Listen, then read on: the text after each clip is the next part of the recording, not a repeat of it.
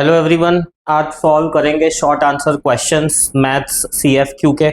Indian council for secondary examination ICSE वालों ने दिए हैं, तो प्रैक्टिस करनी चाहिए। लॉजिक स्ट्रांग होगा, थिंकिंग स्ट्रांग होगी, कैलकुलेशन एबिलिटीज तुम्हारी बढ़ेगी। बहुत अच्छे क्वेश्चंस है, तुम्हारे नॉलेज को, तुम्हारे कंसेप्ट को टेस्ट करेंगे। सो लेट अस स्टार्ट विथ 1 से 49 तक के लिए पहला वीडियो है, एमसीक्यूज है। राइट, अब ये पार्ट 2 शॉर्ट आंसर क्वेश्चन, हर क्वेश्चन 3 मार्क का है, तो मेक श्योर कैलकुलेशन भी इन्वॉल्व होगा, कंसेप्ट भी इन्वॉल्व होगा, क्वेश्चन भी तुम्हें से अच्छे से पढ़ना पड़ेगा। राइट, सो 3 मार्क का है, make sure that you don't do any mistake. मैं तुम्हें करके बता रहा हूं, तो ट्राई करें कि उसी तरीके से करें। तो पहला क्वेश्चन हमारे पास कमर्शियल मैथ्स का है। Shopkeeper marked A pressure cooker at 1800 rupees. Rate of GST on pressure cooker is 12%. The customer has only 1792 rupees with him, and he requests the shopkeeper to reduce the price so that he can buy the cooker in 1792. So let's say जो भी values दी हुई है इसको highlight कर दो। Right, और ढूंढना हमको है डिस्काउंट, परसेंटेज डिस्काउंट ढूंढना है। राइट, सो कुकर खरीदना है उसको, कस्टमर के पास 1790 रुपीज ही है, और वो कहता है शॉपकीपर को कि भाई प्राइस कम कर दो, सो दैट उसको सिर्फ 1792 रुपीज ही पे करने पड़े। तो क्या करना होगा इस क्वेश्चन में कि जो भी उसकी बाय प्राइस है कस्टमर की, राइट, वो कितनी होनी चाहिए, जो भी मार्क प्राइस है उसमें से कुछ डिस्काउंट कर दो। राइट, अब ये जो अमाउंट आएगी उसके ऊपर जीएसटी तो लगेगा ही लगेगा। ये है क्वेश्चन का लॉजिक। इसको थोड़ा और बेटर तरीके से अगर हम लिखे तो बाय प्राइस, कस्टमर की जो बाय प्राइस है 1792, कस्टमर के पास इतने ही पैसे हैं, मार्क्ड प्राइस 1800 रुपीज है, डिस्काउंट हमें ढूंढना है, और जीएसटी दिया हुआ है 12%। अब जीएसटी कौन से अमाउंट पे लगेगा, यही अमाउंट पे। डिस्काउंट करने के बाद जो भी अमाउंट मिलता है उसी अमाउंट पे जीएसटी लगने वाला है, तो इसको इसी अमाउंट पे जीएसटी लगेगा। सिंप्लीफाई करते हैं और आगे 1792 1800 माइनस डी, ये कॉमन निकल जाएगा, यहां पर बचेगा 1 और यहां पर बचेगा 12/100। कैंसलेशन में जल्दबाजी मत करो, थोड़ा शिफ्टिंग वगैरह कर लो, फिर शायद कॉमन फैक्टर्स अच्छे मिल जाए तब कैंसिल करो। यहां पर चाहो तो वैसे ये 4 से कट होगा, कर ही सकते हो, बट मैं हमेशा लास्ट स्टेप तक रुकता हूं कैंसलेशन के लिए। इसमें हमको मिलेगा 1792 into 100/112 is equals to 1800 minus D. Discount मुझे कैलकुलेट करना है, तो डिस्काउंट हो जाएगा 1800 माइनस 1792 अपॉन 112 इंटू 100। 100 कॉमन निकल रहा है, यहाँ पर निकाल दो, 18 माइनस 1792 अपॉन 112। राइट, अब चाहो तो यहाँ पे डायरेक्ट मल्टीप्लाई करके सब्ट्रैक्शन करो या तो कैंसलेशन करो। यहाँ पे मुझे कैंसलेशन होते हुए दिख रहा है। 12b डिविजिबिलिटी कीज बहुत अच्छे से याद होनी चाहिए। 12b 4 का फैक्टर है और 92 भी 4 का फैक्टर है, 4 से डिवाइड हो जाएगा। 2 4 8 एंड 8 4 32, 4 4 16, 4 4 16, 8 4 32। ये फिर से 4 से डिवाइड होगा, 7 4 28 और 1 1 2। राइट, अब कोई डिवीजन पॉसिबल है, 7 से कट करके देखते हैं, अगर कट होता है तो 7 1 7 और 42 तो 16 आए। राइट, अब इसको अच्छे से लिख लो। ये हो जाएगा, discount will be equal to 100 into 18 minus 16। Right, discount मिला मुझे 200 रुपया। अब मुझे तो डिस्काउंट परसेंटेज चाहिए, तो डिस्काउंट परसेंटेज पे डिस्काउंट अपॉन कौन सी प्राइस पे डिस्काउंट मिला है, 1800 रुपए पे डिस्काउंट मिला है, और परसेंटेज में चाहिए तो मल्टीप्लाई बाय 100। इसको सिंप्लीफाई करो, 9 2 18 और ये 100, 100 को 9 से डिवाइड करो, सिंपल डिवीजन, 11.11% आंसर मिलता है। राइट,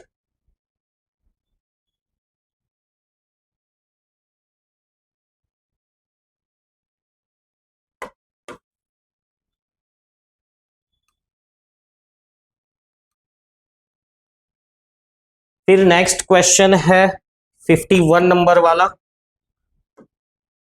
51 नंबर वाले क्वेश्चन में है कि man opened A recurring deposit account in the branch of PNB.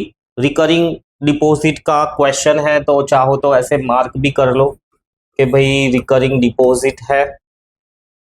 The man deposit certain amount of money. देखो सर्टन अमाउंट ऑफ मनी यानी हर मंथ का जो प्रिंसिपल है वो नहीं दिया हुआ है, per month such that after 2 years। तो रिकरिंग डिपॉजिट में ये पता होना चाहिए, हम ईयर्स में टाइम नहीं लेते, मंथ्स में ही टाइम लेते हैं। तो एन मिल जाएगा 24 months. The interest accumulated is equal to monthly deposit. अब ये स्टेटमेंट को डिकोड करना है कि जो भी उसको इंटरेस्ट मिला है, राइट, जो भी सिंपल इंटरेस्ट मिला है वो उतना ही है जितना उसका मंथली डिपॉजिट यानी पी था। तो क्या ढूंढना है? Find the rate percent per annum the bank was paying. So rate ढूंढना है हमको। देखो पी भी नहीं दिया हुआ है, इंटरेस्ट भी कुछ हमको हिंट के फॉर्म में दिया हुआ है, रेट ढूंढना है। क्वेश्चन में से हम देखें तो हमको सिर्फ एन ही दिया हुआ है, नंबर ऑफ मंथ्स ही दिए हुए हैं, बट घबराना नहीं है, लॉजिक कंस्ट्रक्ट करके फॉर्मूला लगाना है। सिंपल इंटरेस्ट का फॉर्मूला है P into rate into n plus 1 upon 100 into 12 into 2। ये फॉर्मूला है। तो सिंपल इंटरेस्ट तो पी जितना ही है, पी इधर सब्स्टिट्यूट करेंगे, पी दोनों साइड से कट हो जाएगा। रेट हमको ढूंढना है, एन हमको पता है 24, n 24 plus 1 25 whole divided by 100 into 12 दूनी 24। देखो कितना सिंपल हो गया। सो 1 इक्वल टू, ये कट करके जीरो नहीं डालना है, काफी लोग जीरो कर देते हैं, कैंसलेशन किया है, सब्ट्रैक्शन नहीं किया है। सो आर इंटू ये भी कट हो जाएगा 4, सो आर बाय 4, अल्टीमेटली हमको रेट मिला 4%। बहुत ही सिंपल क्वेश्चन, 3 मार्क के लिए 4% is the rate.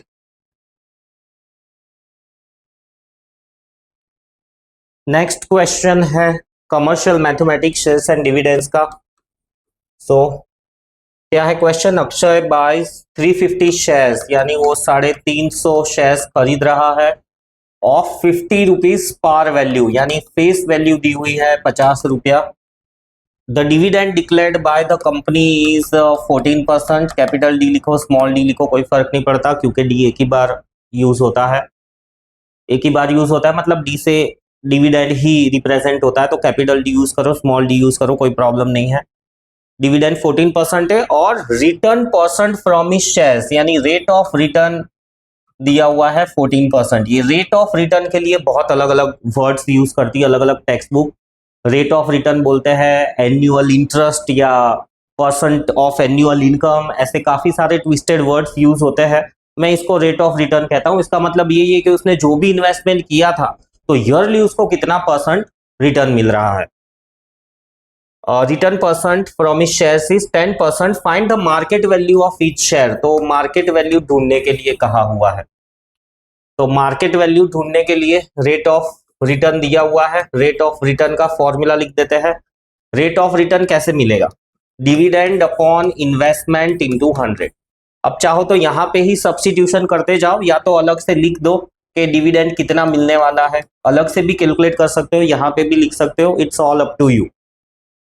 So dividend कितना मिलेगा उसको? 14% ऑफ फेस वैल्यू। ये हो गया डिविडेंड ऑन 1 शेयर, और हमारे पास में 350 शेयर्स है, तो ये मेरे को डिविडेंड मिल गया। कैंसल आउट कर सकते हैं जीरो जीरोस को। मल्टीप्लीकेशन में मैंने कहा कि जल्दबाजी मत करो, आगे कुछ कॉमन फैक्टर्स कैंसिल हो जाएंगे। डिविडेंड मिल गया हमको, राइट। इन्वेस्टमेंट को हम ऐसे लिख सकते हैं number of shares into market value, correct. तो चलो इसको सब्स्टिट्यूट करते हैं। रेट ऑफ रिटर्न दिया हुआ है 14%, परसेंटेज का 100 ऑलरेडी मैंने यहाँ पे लगा दिया है, तो इसको अपॉन एक और 100 नहीं लिखना है। बेसिक सी चीज है, ध्यान रखनी है।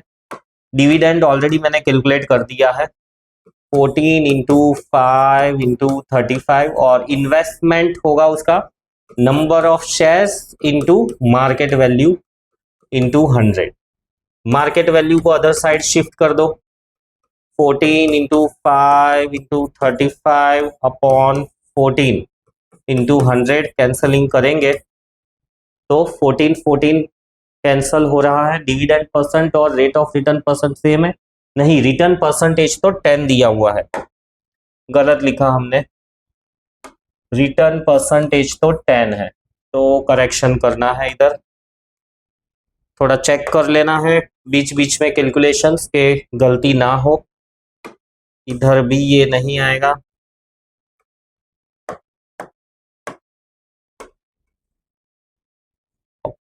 आपका गलत हो गया है तो कोई प्रॉब्लम नहीं है, बॉक्स बना के क्रॉसेस मार के फिर से नीचे स्टेप कंटिन्यू कर सकते हैं, कोई प्रॉब्लम नहीं है, गलती होती है। सो 10 इधर आ जाएगा। अब कैंसलिंग करेंगे हम तो ये 350 भी रहेगा यहाँ पे, तो ये 1 0 2 0 2 0 कैंसल, 35 भी कैंसल। सो 14 5 70, सो 70 रुपीज हमारा मार्केट वैल्यू आ गई, सिंपल, राइट। फिर नेक्स्ट क्वेश्चन है कि solve the following in equation and answer the questions given below. Okay, तो ये इन इक्वेशन को हमको सॉल्व करना है। दो दो इनइक्वालिटीज की साइन है, कलर चेंज कर लेते हैं। दो दो इनइक्वालिटीज की साइन दी हुई है।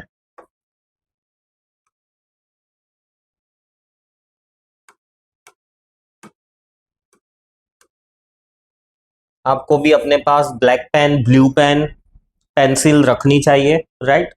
एक ही चीज से सब हाईलाइट या अंडरलाइन मत करो। Right the maximum and minimum values of x, और एक्स रियल नंबर को बिलोंग करता है, तो रियल नंबर्स को कैसे प्लॉट करता है, कैसे रिप्रेजेंट करते हैं, वो आना चाहिए।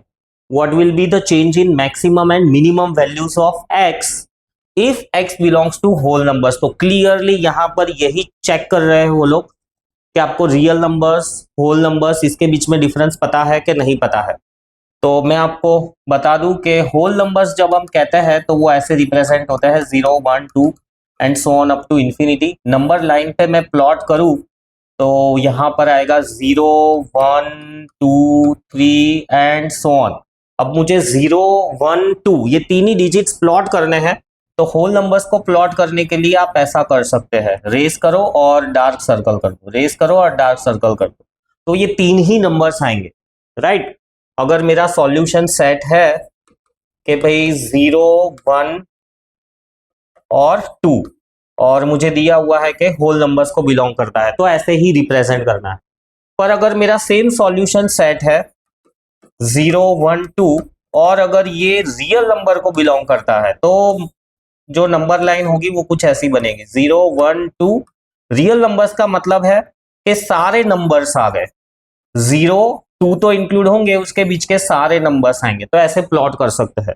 यहां पर भी डॉट लगा के डार्क लाइन करते हैं, बहुत सारे मेथड्स एग्जिस्ट करते हैं, ये बेटर है, अलग से दिखता है कि नहीं भाई किया हुआ है। यहां पर तुम ऐसे शेडिंग कर सकते हो। अगर ये डिजिट्स इंक्लूडेड नहीं है तो होलो सर्कल्स बनाएंगे, ये तुमको पता होना चाहिए। सो नेक्स्ट नंबर लाइन वाला क्वेश्चन है 53 number. Solve the following in equation and answer the given questions. तो इन इक्वेशन दिया हुआ है, मैक्सिमम एंड मिनिमम वैल्यू ढूंढनी है सॉल्व करके, right. X belongs to R, और अगेन क्या चेंज होगा मैक्सिमम और मिनिमम वैल्यू में अगर वो होल नंबर्स में है तो, ठीक है। सॉल्व करते हैं, इनइक्वालिटी लिख देते हैं 2x माइनस 1/2। क्वेश्चन चाहे दूसरी बार लिखो या ना लिखो, इट्स अप टू यू, मैं नहीं लिख रहा थोड़ा टाइम बचाने के लिए। ये एक इनइक्वालिटी बन जाएगी और दूसरी इनइक्वालिटी बनेगी सेकंड और थर्ड फ्रैक्शन से। तो 4x plus 1/2 less than equal to 11 plus 2x/2। Make sure एक बार क्रॉस चेक कर लो तुमने जो लिखा है सही लिखा है, राइट, क्योंकि क्वेश्चन पेपर में से देख के लिख रहे हो तो यहाँ पर चांसेस होते हैं कि एरर हो, तो ये चेक कर लेना है। अब सॉल्व कर सकते हो, दोनों साइड से ये 2 कट जाएंगे। सारे स्टेप्स लिखो, राइट। -1 है, -1 इधर आएगा तो हो जाएगा ये -2, 2x इस तरफ जाएगा तो 4x माइनस 2x हो जाएगा 2x, 2 कैंसल होंगे तो बचेगा -1, और दूसरी साइड में भी यहाँ पर 2 कैंसल हो जाएंगे, राइट। 2x को इधर लेके आएंगे तो 4x माइनस 2x। स्टेप्स दिखाने जरूरी है, एक ही लाइन में भी हम कर सकते हैं बट स्टेप्स सारे करो। सारे स्टेप्स करने से जो भी ये लिखने वाली एरर्स है कि हम डिजिट्स लिखने में या इधर 1 को शिफ्ट करते तो 11+1 कर देते, 12 लिख देते, ऐसी सब गलतियां निकल जाएगी। सो सारे स्टेप्स लिखो, चाहे छोटे से छोटा स्टेप हो, वो एंश्योर कर देगा कि गलती ना हो। अब इन दोनों को कंबाइंड फॉर्म में हम लिखे। मेक श्योर कौन कौन सी तरफ आ रहा है, कौन कहाँ पर ओपन हो रहा है। ये तो बहुत सिंपल ही था। एक्स में एक तरफ कौन आ रहा है, एक्स में एक तरफ ओपन आ रहा है। अब आंसर लिख देते हैं।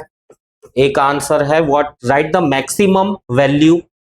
तो मैक्सिमम वैल्यू तो हमको यहाँ पर मिल रही है 5, रियल नंबर्स को बिलोंग कर रहा है। तो रियल नंबर्स में सारे नंबर्स आते हैं। मैक्सिमम वैल्यू ऑफ एक्स, पूरा स्टेटमेंट लिखो। Maximum value of x is 5 and minimum, ये मिनिमम वर्ड भी पूरा ही लिखना है। Minimum value of x is, क्योंकि रियल नंबर है तो यही मिनिमम वैल्यू आएगी। और बी पार्ट में पूछा है कि अगर होल नंबर्स कंसीडर करें तो मैक्सिमम वैल्यू और मिनिमम वैल्यू में क्या चेंज आएगा। तो मैक्सिमम वैल्यू तो होल नंबर में वही रहने वाली है 5, बट मिनिमम वैल्यू चेंज हो जाएगी क्योंकि होल नंबर 0 से स्टार्ट होते हैं। तो minimum value of x will B 0। सो ये आंसर है 53 का। हाईलाइट कर दो आंसर्स को।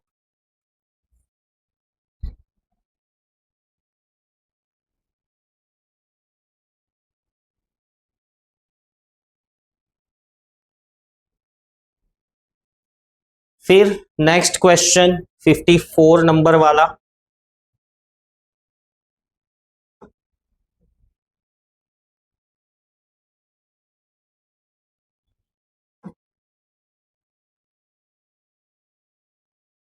फिफ्टी फोर नंबर में नेक्स्ट क्वेश्चन है अगेन सॉल्व, राइट। इसको सॉल्व करने के लिए कहा अलजेब्रा का है, क्वाड्रेटिक इक्वेशन है। देखो एक्स स्क्वायर दिख रहा है। So let us try to solve. 5 + 4√3x, यहाँ पे फैक्टर्स निकालना चैलेंज होगा क्योंकि रूट दिया हुआ है। Whole divided by x is equals to 2√3/x²। अब एक x कैंसिल हो जाएगा, एक x बचेगा, उसको शिफ्ट कर देंगे। 5x + 4√3x² equal to 2√3। Quadratic form में इसको रीअरेंज कर लेते हैं।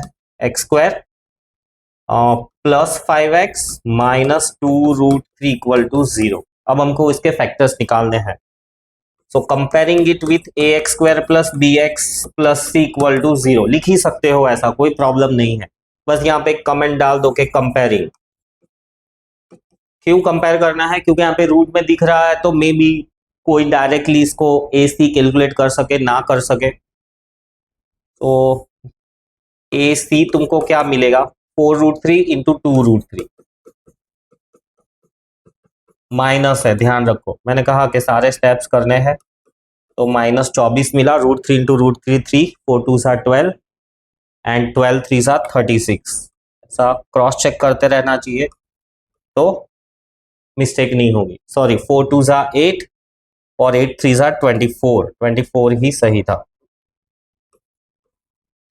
और बी है हमारा 5। तो 24 के फैक्टर्स जो +5 दे, राइट।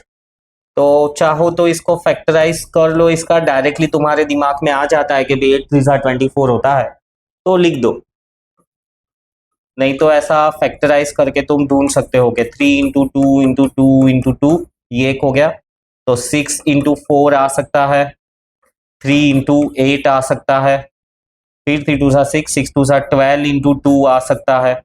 तो इसमें से ये सुटेबल हो रहा है। तो 3 × 8। ये रफ वर्क था तो मैंने लाइंस ड्रॉ कर ली, या एडिशनल वर्क था, मैंने लाइंस ड्रॉ कर लिया। फिर से मैं मेरा सॉल्यूशन कंटिन्यू करूंगा। सो +5x स्प्लिट हो जाएगा +8x, 8 के साथ बड़े नंबर की साइन, बड़े नंबर के साथ यहाँ पे जो साइन है वो डालनी है। -3x - 2√3 equal to 0। क्वेश्चन कह रहा है सॉल्व करना है x। सॉल्व फॉर x यानी x की वैल्यूज ढूंढ ली है। इसमें से 4 कॉमन निकल जाएगा, x भी कॉमन निकल जाएगा, तो बचेगा √3x + 2 - √3 कॉमन निकलेगा यहाँ पर। क्योंकि 3 को हम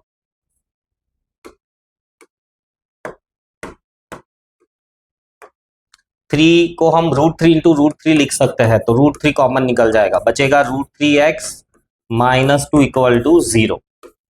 सो 4x माइनस √3, इधर +2 आ रहा है, इधर -2 आ रहा है, ये माइनस कॉमन निकाला है तो यहाँ पे प्लस ही होगा, इक्वल टू 0। सो x की वैल्यू मिलेगी। एक और स्टेप कर ही लेते हैं, क्यों ही जल्दबाजी करनी है, 3 मार्क नहीं गंवाने हैं, तो जो भी स्टेप्स इन्वॉल्व है करो, बहुत अच्छे से करो, एंश्योर हो जाएगा कि सही ही किया है। तो √3/4 एक वैल्यू मिल रही है, x इक्वल टू -2/√3 एक वैल्यू मिल रही है। सो ये आंसर हो गए सॉल्व फॉर x के।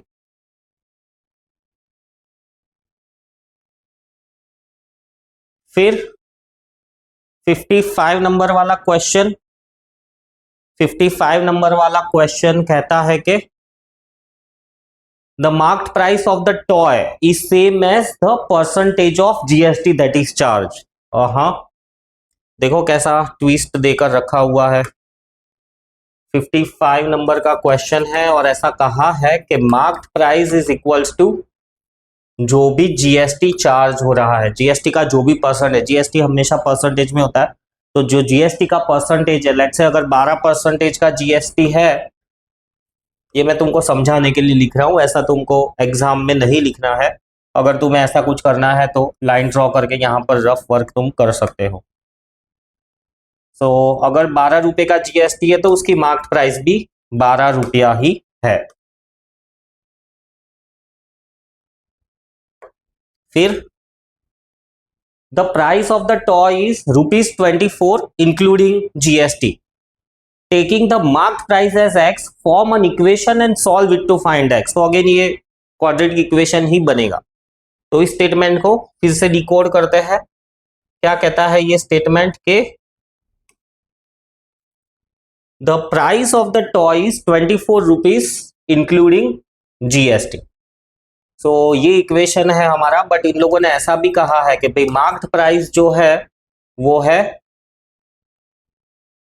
The price of the toys. तो प्राइस ऑफ द टॉय कितनी हो जाएगी, price of the toy is 24 rupees including GST. तो कौन सी प्राइस दी हुई है, ये सेलिंग प्राइस दी हुई है। तो सेलिंग प्राइस है उसकी 24 इंक्लूसिव ऑफ जीएसटी। तो अब हम एमपी को एक्स ले लेते हैं, मार्क्ड प्राइस को हम एक्स ले लेते हैं, तो जीएसटी भी हमारा एक्स ही हो जाएगा। तो सेलिंग प्राइस हमको कैसे मिलती है, सेलिंग प्राइस मिलती है मार्क्ड प्राइस, और मार्क्ड प्राइस पे हम जीएसटी वसूलते हैं, है ना। जीएसटी और मार्क प्राइस दोनों की वैल्यूज एक जैसी दी हुई है क्वेश्चन में, तो कंफ्यूजन नहीं होना चाहिए। सेलिंग प्राइस कैसे मिलेगी, mark price plus GST on marked price, double double बार एक्स आ रहा है, ये सब देख के कंफ्यूज नहीं होना है। इसको सिंप्लीफाई करेंगे तो x² / 100, 2400 will be equal to 100x + x²। Quadratic equation मिला है, इसी को सॉल्व करना है। -2400 इक्वल टू 0। सो 2400 के फैक्टर्स जो 100 दे, तो या तो फैक्टराइजेशन से ढूंढ लो अगर तुम्हें नहीं कॉन्फिडेंस है तो, राइट। अदरवाइज मुझे तो पता चल गया 6 4 24 होता है, तो 60 × 40 आएगा। बट फिर भी हम ऐसे एक अटेम्प्ट, जिनको नहीं आता है फैक्टराइजेशन कि कैसे ये फैक्टर्स ढूंढते हैं, उनके लिए मैं ये एक और बार बता देता हूं, राइट। अब इधर आएगा 3, वैसे तो 2 आएगा इधर, सो 275, अब ये 5 से जाएगा, फिर से 3 से ही जाएगा, ये 25 3 75, और ये 5 और ये 5, ठीक है। 100 लाना है मुझे, तो 1 2 यानी 1200 × 2, ये फैक्टर तो काम करने ही नहीं वाला है, क्योंकि मुझे 100 लाना है, तो इन दोनों का डिफरेंस तो होगा नहीं। तो हम कहाँ से शुरू करते हैं, यहाँ से कहीं से। तो 2 दूनी 4, 4 दूनी 8, 8 दूनी 16, 16 16 5 80, ऐसे तुम कंबाइन करके फैक्टर्स निकाल सकते हो। अगर तुमने अच्छे से प्रैक्टिस की हुई है तो तुमको फैक्टर्स मिल ही जाएंगे। 60 इंटू 40x माइनस 2400, नहीं तो तुमको फिर यहाँ पर लंबे लंबे फैक्टर्स लिखने पड़ेंगे। ठीक है, बहुत सारे फैक्टर्स यहाँ पर पॉसिबल हो जाएंगे। मैं नहीं लिख रहा सारे, बहुत टाइम निकल जाएगा। x प्लस 60 और यहाँ पर माइनस है, तो कुछ गलत लिखा है।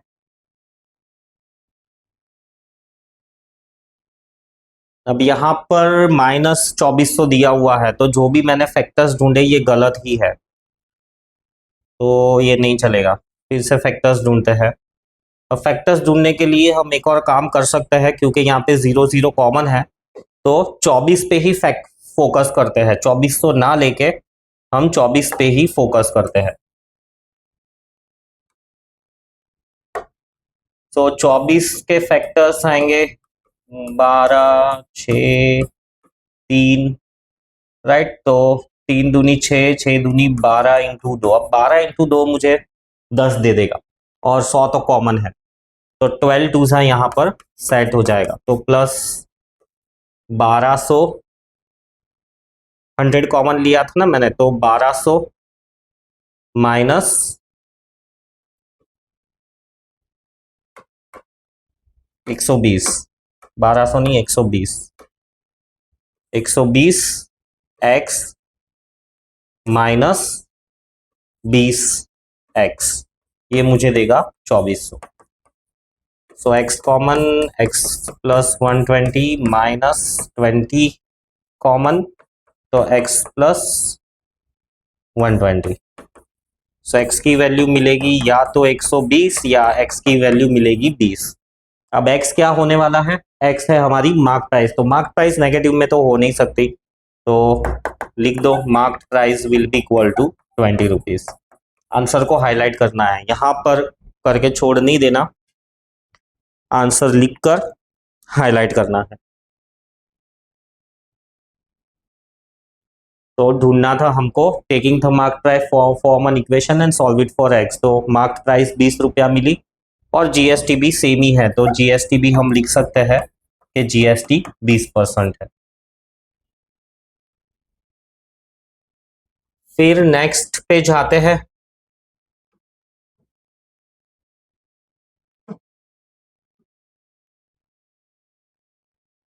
फिफ्टी सिक्स किया अभी हमने,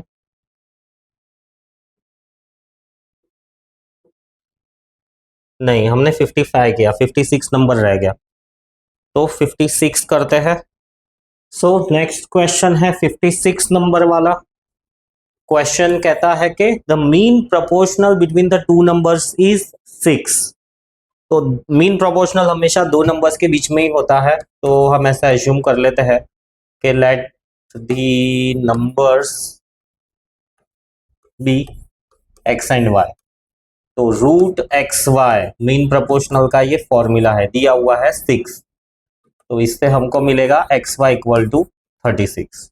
फिर आगे कहा है जो भी नंबर है उसका थर्ड प्रोपोर्शनल 48 है। तो अब थर्ड प्रोपोर्शनल का मतलब क्या हुआ? मतलब ये हुआ कि x is to y is to y is to 48, ये थर्ड प्रोपोर्शनल हो गया। इसको रीअरेंज करके लिखेंगे तो y square is equals to 48x, right. दो इक्वेशंस हुए एक्स वाई के टर्म्स में, बस इनको सॉल्व करना है। याद यही रखना है कि मीन प्रोपोर्शनल यानी रूट जो भी दो नंबर्स है वो, और थर्ड प्रोपोर्शनल का मतलब ऐसा दो नंबर्स है, दो ही नंबर्स है और उसका थर्ड प्रोपोर्शनल और मीन प्रोपोर्शनल। सो y की वैल्यू सब्स्टिट्यूट कर देंगे तो y मिलेगा 36 upon x whole square is equals to 48। इसको सिंप्लीफाई करेंगे तो 36 इंटू 36 बाय 48, 48x है। लिखने में गलती नहीं होनी चाहिए, यहाँ पर नीचे एक्स स्क्वायर आएगा, एक्स स्क्वायर इस तरफ शिफ्ट होगा और इससे मल्टीप्लाई होगा तो एक्स क्यूब। 12 4 जा 9 4 जा 3 4 जा 9 4 जा 3 3 जा 9 27, तो एक्स क्यूब मिला 27, तो एक्स मिलेगा 3। राइट, ये एक वैल्यू मिल गई, one of the number is 3। और दूसरे नंबर के लिए x y is equals to 36, तो y will be equal to 36 upon x. एक भी स्टेप लिखने में कंजूसी नहीं करो, 12, राइट। सो देयरफॉर आंसर अच्छे से लिखो वर्ड्स में कि two numbers are 3 and 12। Highlight कर दो आंसर को।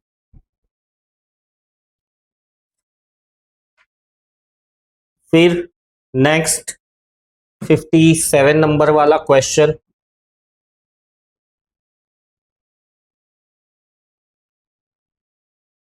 Pamela factorized the polynomial. She found the result as x plus 2, x minus 1, x minus 2. Using the remainder and factor theorem, verify whether her result is correct. तो cubic equation है ये, right. तो power 3 है तो x की 3 values मिलेगी। हमको ये श्योर करना है कि भाई यही फैक्टर्स है कि नहीं है। सो स्टार्ट करते हैं, कैसे करेंगे। So if x plus 2 is a factor, x plus 2 अगर फैक्टर है तो दैट इंप्लाइज के x equal to -2 must satisfy the given polynomial. क्या है polynomial? 2x cube plus 3x square minus 3x minus 2। ये मेरा सॉल्व करने का तरीका है, तुम अपने तरह से भी प्रेजेंट कर सकते हो, पर मैं ऐसे प्रेजेंट करूंगा। So x equal to -2 must satisfy, इसका मतलब है कि जब मैं -2 रखूंगा राइट x की जगह पर, तो सिंप्लीफाई करने के बाद मुझे मिलना चाहिए 0। सो LHS को सॉल्व करते हैं और देखते हैं कि 0 आता है कि नहीं आता है। ये हो जाएगा 8, 8 2 16, 4 3 12 plus 6 minus 2 equal to 0। Check कर लो, इक्वल टू 0 तो नहीं लिखना है यहाँ पर। सो 16 में से 2 जाएगा, 16 और 2 18 और 12 और 6 18, सो इज इक्वल्स टू 0। तो लिख दो यहाँ पे therefore x plus 2 is a factor. ये फैक्टर थियरम मैंने यूज किया है। इन लोगों ने क्या कहा है? Using remainder and factor theorem. मैंने फैक्टर थियरम यूज किया है। रिमाइंडर थियरम के लिए तुम डिवाइड करके देखोगे तो x plus 2 is a factor, ये हो गया। Now if x minus 1, same चीज रिपीट करनी है, इज ए फैक्टर, तो this implies x equal to 1 must satisfy the given polynomial. Satisfy का मतलब वही होता है कि भाई x की जगह पे अगर मैं 1 रखूंगा तो मुझे 0 मिलना चाहिए। आई थिंक सबसे सिंपलेस्ट क्वेश्चन है ये, जो भी ये CFQ दी हुई है उसका, right. LHS equal to 0, therefore x minus 1 is a factor. और थर्ड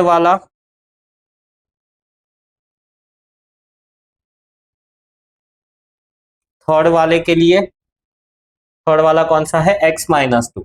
सो सेम ही चीज लिखेंगे, if x minus 2 is a factor that implies that x equal to 2 should या must satisfy the given polynomial।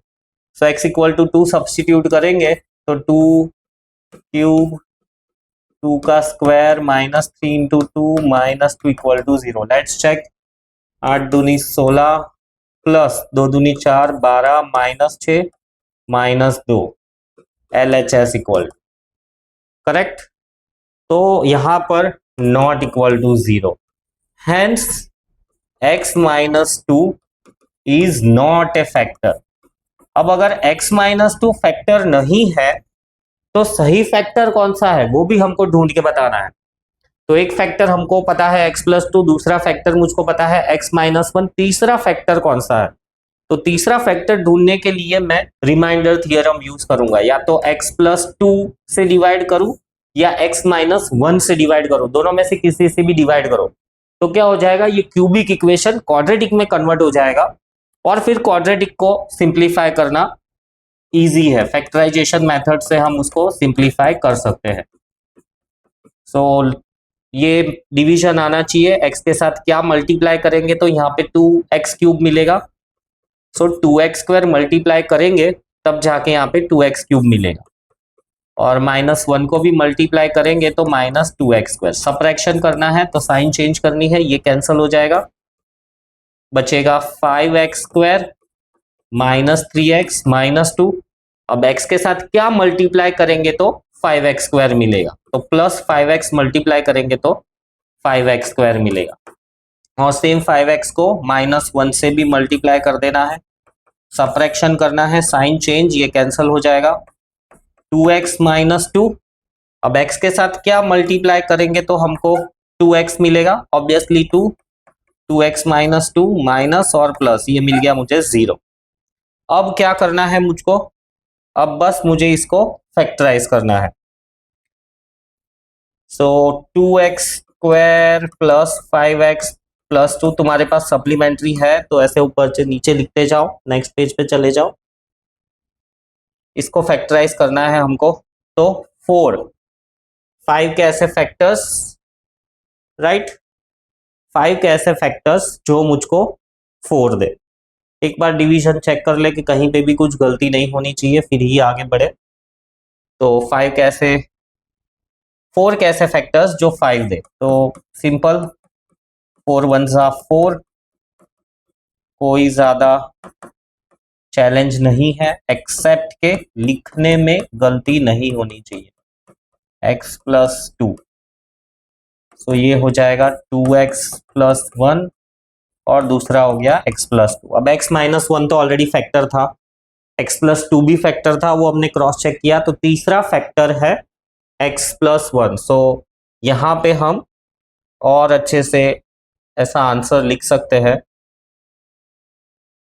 Words में लिख सकते हैं, therefore by remainder and factor theorem, factors of given polynomial is x + 2, x -1 and 2x + 1, ऐसा करके highlight कर दो, ये हमारा आंसर हो गया।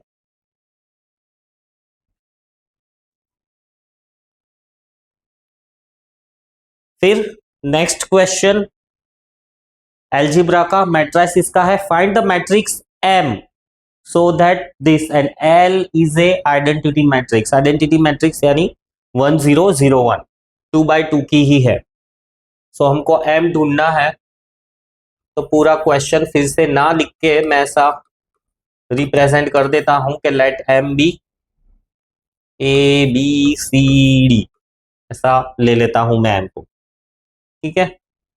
अब इक्वेशन बनाएंगे, जो भी ये दिया हुआ है इसमें मैट्रिसेस सब्स्टिट्यूट करके सिंप्लीफाई करेंगे। जिस मेथड से मैं कर रहा हूँ इस मेथड के अलावा भी दूसरे मेथड हो सकते हैं, मे भी मेरा मेथड शायद लेंथी हो, मे भी तुम्हें कोई और शॉर्ट मेथड भी मिल जाए, या तुम्हें ऑलरेडी आता हो, बट ये मैं मेरे तरीके से सॉल्व कर रहा हूँ ताकि तुमको आइडिया रहे कि कैसे सॉल्व करते हैं।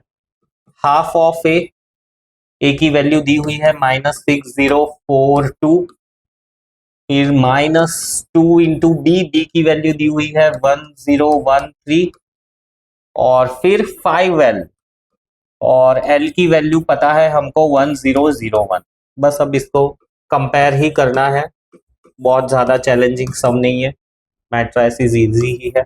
हाफ को हर एक टर्म से डिवाइड करना है, हाफ को सिर्फ एक से नहीं, हर एक जो एलिमेंट है इस मैट्रिक्स का उससे डिवाइड करना है।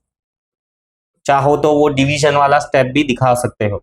-2, तो -2 को पूरा का पूरा अंदर मल्टीप्लाई कर देते हैं, या तो सिर्फ 2 को मल्टीप्लाई करते हैं, माइनस को छोड़ दो, तो 2 अंदर मल्टीप्लाई करेंगे तो 2026 हर एक एलिमेंट से मल्टीप्लाई करना है।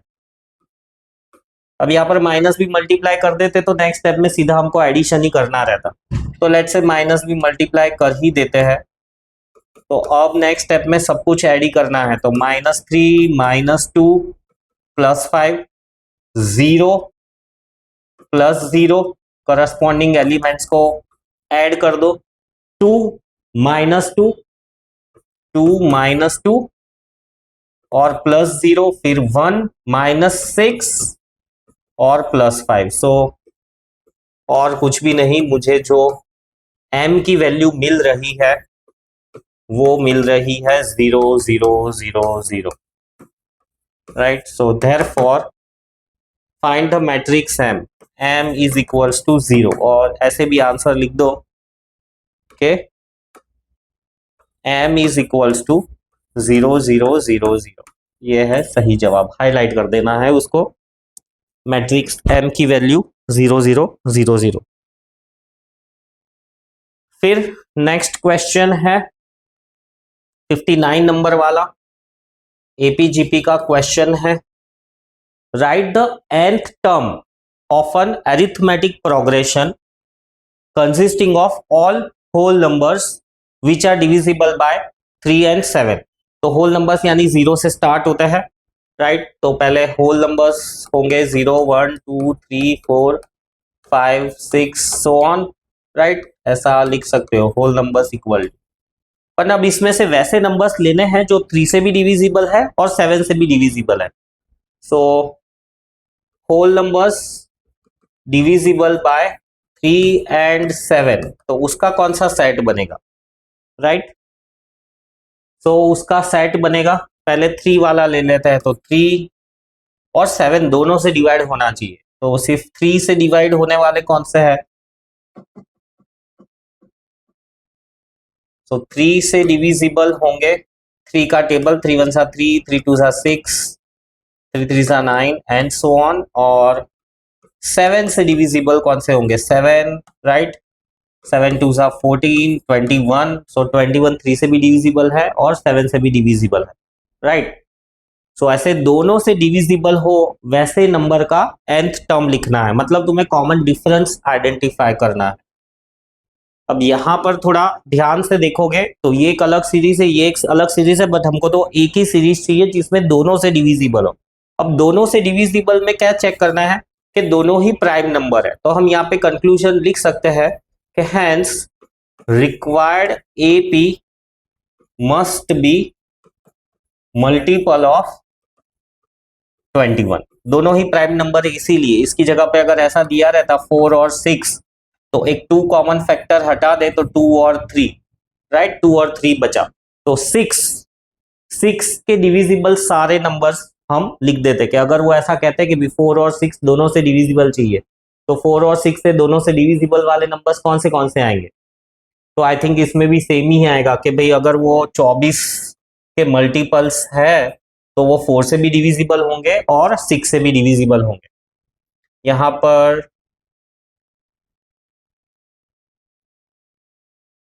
4 और 6 का हम HCF ले लेंगे, मल्टीप्लाई नहीं करेंगे, 4 और 6 का HCF ले लेंगे। ये जस्ट एक एग्जांपल है, हम एनालाइज कर लेते हैं कि हमारा लॉजिक सही है कि नहीं है। सो 2 2 4, 3 2 6, 3 दूनी 6, 6 दूनी 12, राइट। 6 और 4 का LCM आता है 12।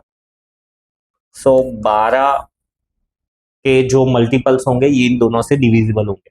वैसे ही 7 और 3 दोनों प्राइम नंबर्स है, तो इनका एलसीएम लेने की जरूरत नहीं है, 21 से डिविजिबल होगा, right. Should be the multiples of 21। तो उसका nth टर्म क्या आएगा, therefore nth term will be a। पहला टर्म आएगा आई थिंक 21 से ही शुरू होगा, क्योंकि 21 का टेबल लिखोगे तो 21 1 21, फिर 21 2 42, a प्लस n-1, और कॉमन डिफरेंस भी 21 ही आएगा। तो इसको हम कॉमन निकाल दे 21 को, तो 1 प्लस n-1 यानी nth टर्म आएगा 21n, nth टर्म मिलेगा 21n। फिर क्या कहते हैं, how many this are 2 digits numbers. So जो भी सीक्वेंस आएंगी उसमें 2 डिजिट्स के नंबर, क्योंकि ये तो चलती जाएगी, 21 का टेबल चलाते जाओगे तो वो चलते ही जाएगा, राइट। अब इसमें से 2 डिजिट्स वाले नंबर्स कौन से हैं, कैसे आइडेंटिफाई करोगे कि भाई 2 डिजिट वाला नंबर कौन। अब इसमें कुछ ज्यादा तो ऐसा सोचने की जरूरत नहीं है कि क्या ही लॉजिक आएगा, क्या ही लॉजिक आएगा। हम 21 का टेबल लिख ही सकते हैं, तो 21 1 21, 42, 63 21 ऐड करे तो 84 21 ऐप बड़ा हो जाएगा, तो 4 ही नंबर्स है। So how many of this are 2 digits number, write them. So ये बी वाला आंसर, ये ए वाला answer. There are 4 2 digit numbers,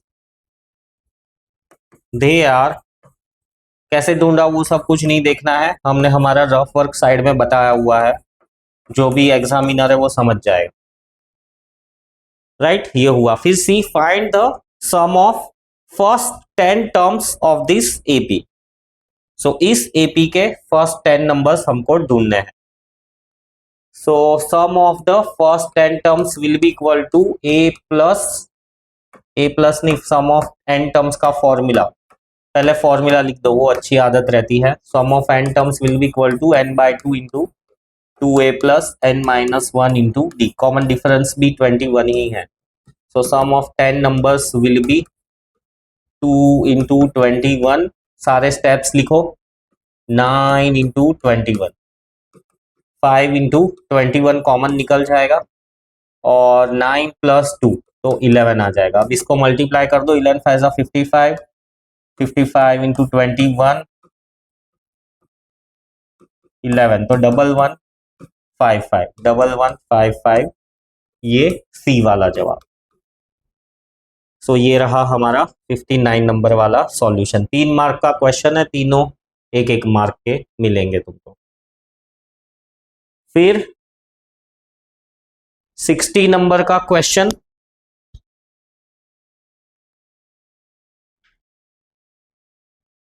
60 number के क्वेश्चन में क्या दिया हुआ है कि write the first 5 terms of the sequence given by square root of 3n। ओहो, so square root of 3n काफी टिपिकल, तुम लोगों ने ऐसे 10th स्टैंडर्ड की टेक्स्ट बुक में तो नहीं देखे होंगे। Write the first 5 terms of the sequence given by this. तो फर्स्ट 5 टर्म्स लिखने हैं ऐसी सीक्वेंस के। So first 5 terms are, sentences use करो, बहुत अच्छा लगता है वो प्रेजेंटेशन।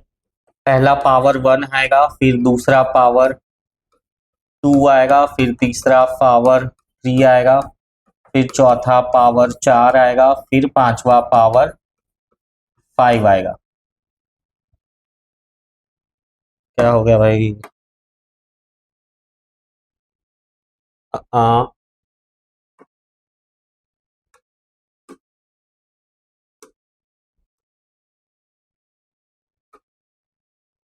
हम्म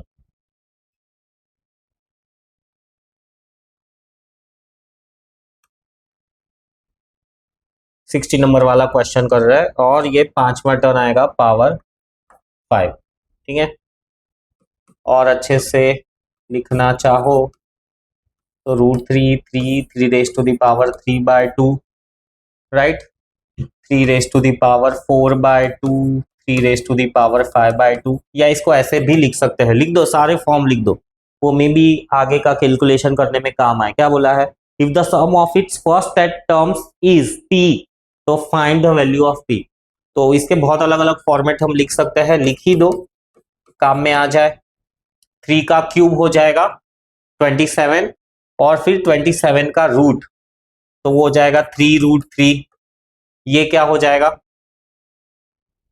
अब इसमें कॉमन रेशियो रहता है जीपी के अंदर, तो पहले 2 टर्म्स में से हम कॉमन रेशियो निकाल सकते हैं।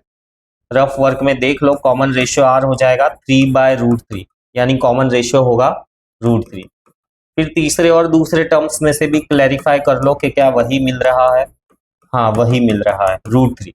तो अब क्या करना है? पहला टर्म, दूसरा टर्म, तीसरा टर्म, अब √3 मल्टीप्लाई कर देना है। तो 3 इंटू 3 9, अब फिर से √3 मल्टीप्लाई कर देना है, तो 9√3।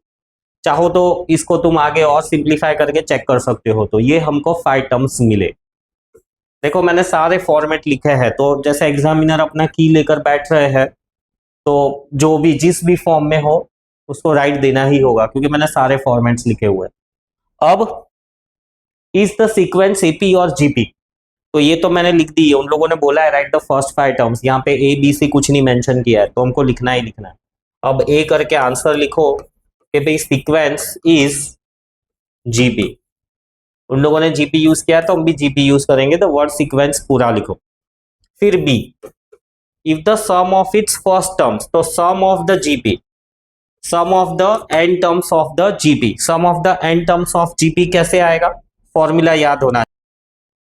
सो फॉर्मूला आएगा A R N minus one upon R minus one. हमको ढूंढने का है फर्स्ट 10 टर्म्स का सम, और ये दिया हुआ है पी 3 प्लस रूट 3। तो पी की वैल्यू ढूंढ के बताओ, ऐसा क्वेश्चन है। अब ए मुझे पता है रूट 3, कॉमन रेशियो भी मुझे पता है रूट 3, और पावर में जाएगा 10 minus one upon root 3 minus one.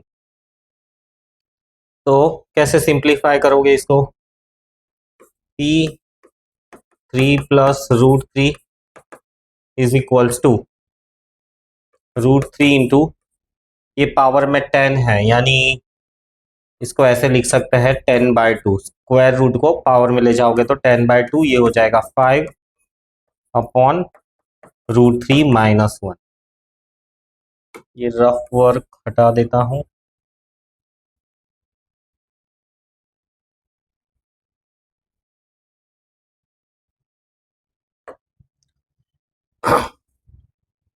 P 3 plus root 3 को इधर लेके जा रहा हूं, कुछ मुझे सिंप्लीफाई करने में मैनिपुलेशन करना पड़ेगा।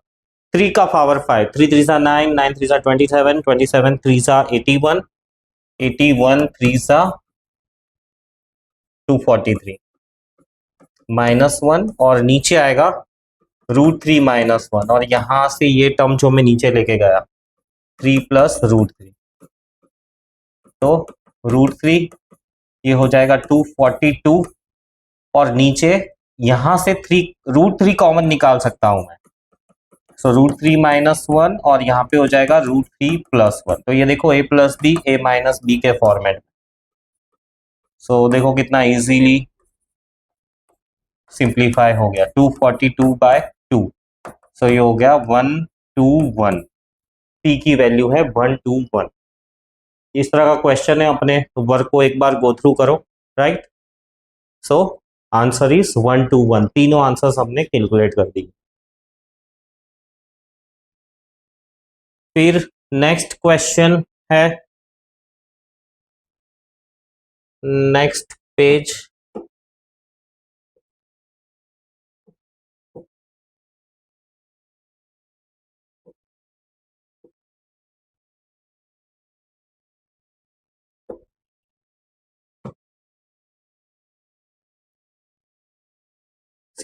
One. ABC is a triangle as shown in the figure. Write down the coordinates of A, B and C on reflecting through the origin. Okay, तो पहले A, B और C के तो कोऑर्डिनेट्स ढूंढने हमको, तो नोट डाउन करो coordinates of A।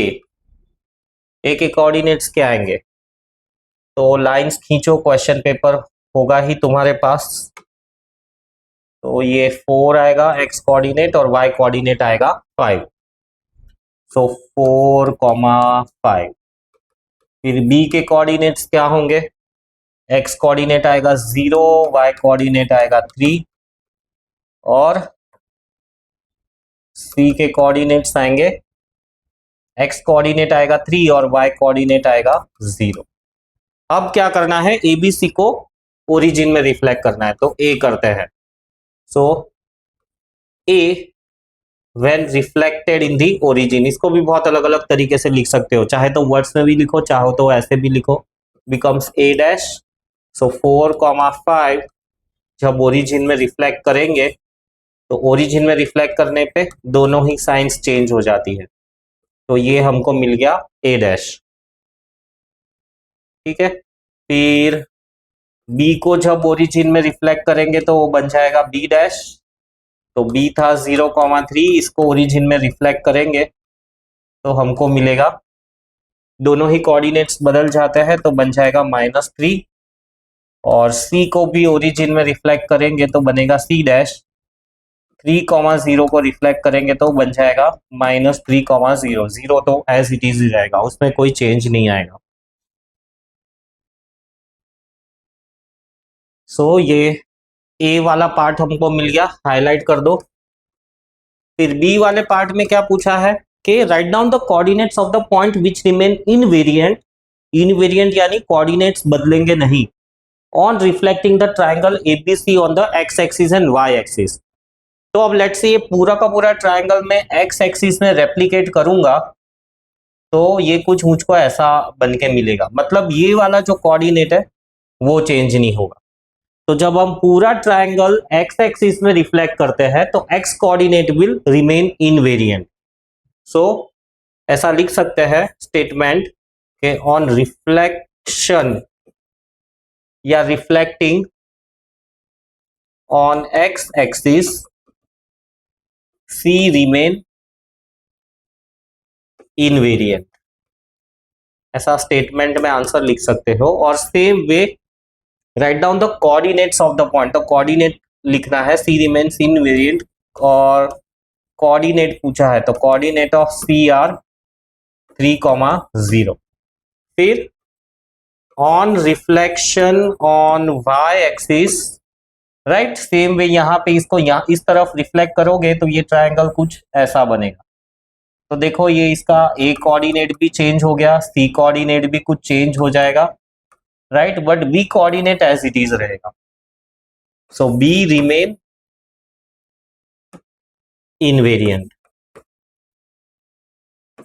And coordinate of B, क्या है बी का कोऑर्डिनेट 0,3। तो हाईलाइट कर दो, ये हो गया 61 नंबर। फिर नेक्स्ट क्वेश्चन 62 नंबर वाला क्या कहता है कि determine the ratio in which line divides the line segment joining this and this. तो ए और बी को ज्वाइन करने वाला एक लाइन सेगमेंट है, उसको ये लाइन कौन से रेशियो में डिवाइड कर रही है, m/n, और ये लाइन का इक्वेशन दिया हुआ है y is equals to 2 + 3x। A का कोऑर्डिनेट दिया हुआ है -3,9 और बी का कोऑर्डिनेट दिया हुआ है 4,2, राइट। तो सबसे पहले तो हमको ये वाला कोऑर्डिनेट ढूंढना पड़ेगा, ये कोऑर्डिनेट ढूंढेंगे तब जाके हमको m/n मिलेगा। तो क्या होगा वो वाला कोऑर्डिनेट, कैसे ढूंढेंगे? कॉमन कोऑर्डिनेट जहां पे ये दोनों लाइन इंटरसेक्ट कर रही है, कॉमन कोऑर्डिनेट ढूंढने के लिए इस लाइन का इक्वेशन तो दिया हुआ है, इस सेगमेंट का इक्वेशन ढूंढ लेते हैं। तो इक्वेशन ढूंढने के लिए y x1 y1 प्लॉट कर दो, x2 y2, y minus y1 upon y2 minus y1, x minus x1 upon x2 minus x1। Simplify करो, -7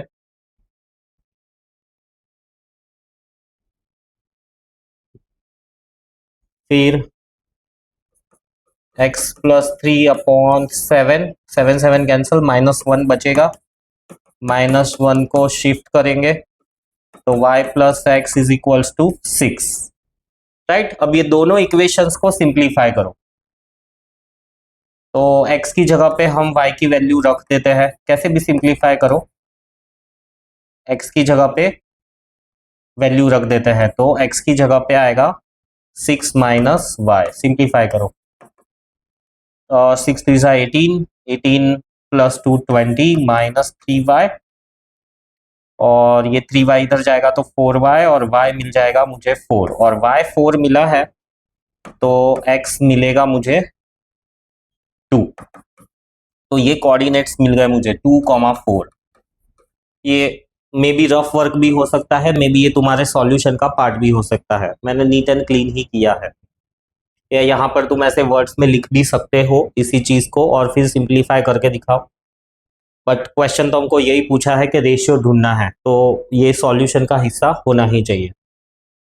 तो अब फिर से रीड्रॉ कर देंगे कि ए और बी है हमारे पास, -3 9 4 2 और ये वाला पॉइंट है 2,4। अब हमको m/n ढूंढना है।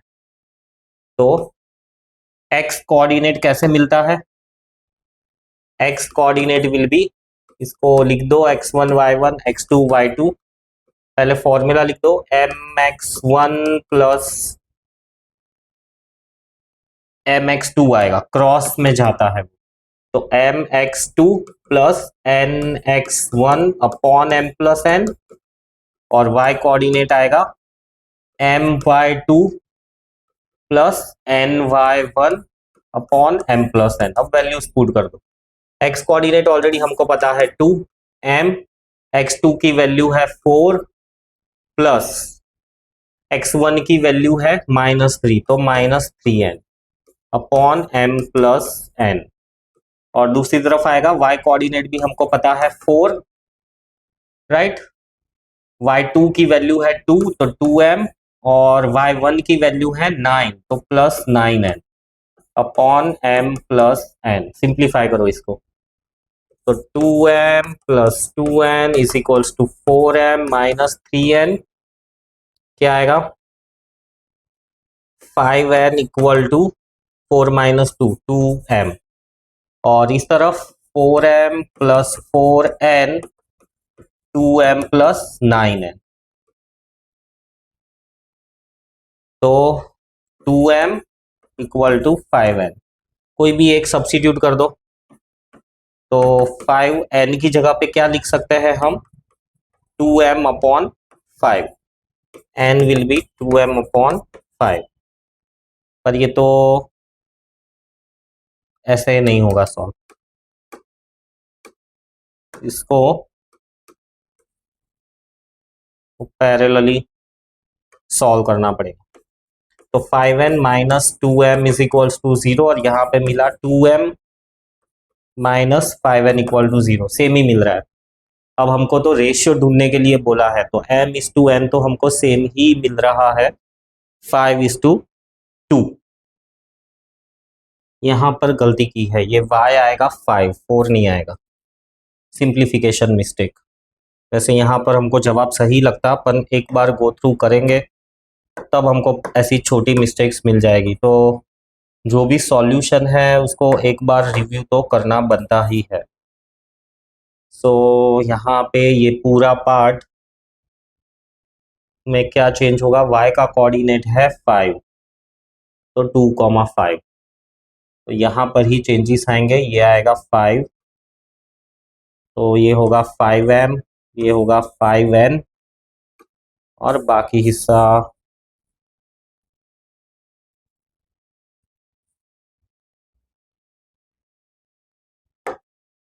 यहाँ पर सही है। x कोऑर्डिनेट, अच्छा x कोऑर्डिनेट भी बदल जाएगा, अगर y कोऑर्डिनेट बदला है तो x कोऑर्डिनेट भी बदल जाएगा। तो अगर y की वैल्यू 5 रखेंगे तो x की वैल्यू मिलेगी 1, तो x, 5 दोनों चेंज हो गया, 1,5 आएगा। 1,5 आएगा तो यहाँ पे भी चेंजेस आएंगे। ये पूरा स्टेप फिर से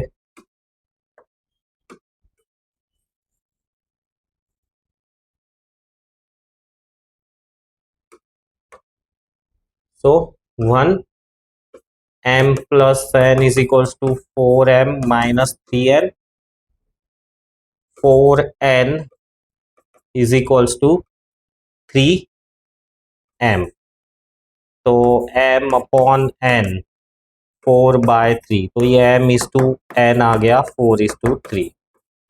इस साइड भी सॉल्व करके हम क्रॉस चेक कर लेते हैं।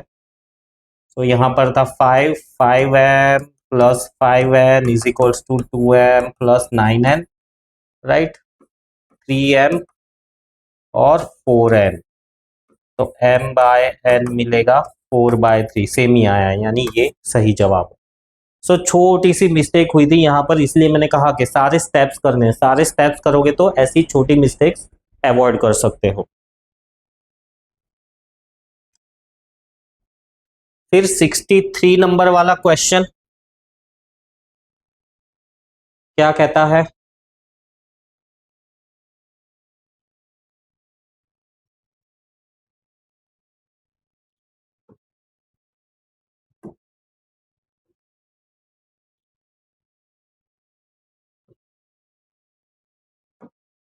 63 नंबर वाला क्वेश्चन कहता है कि square ABCD lies in the third quadrant of the x y plane.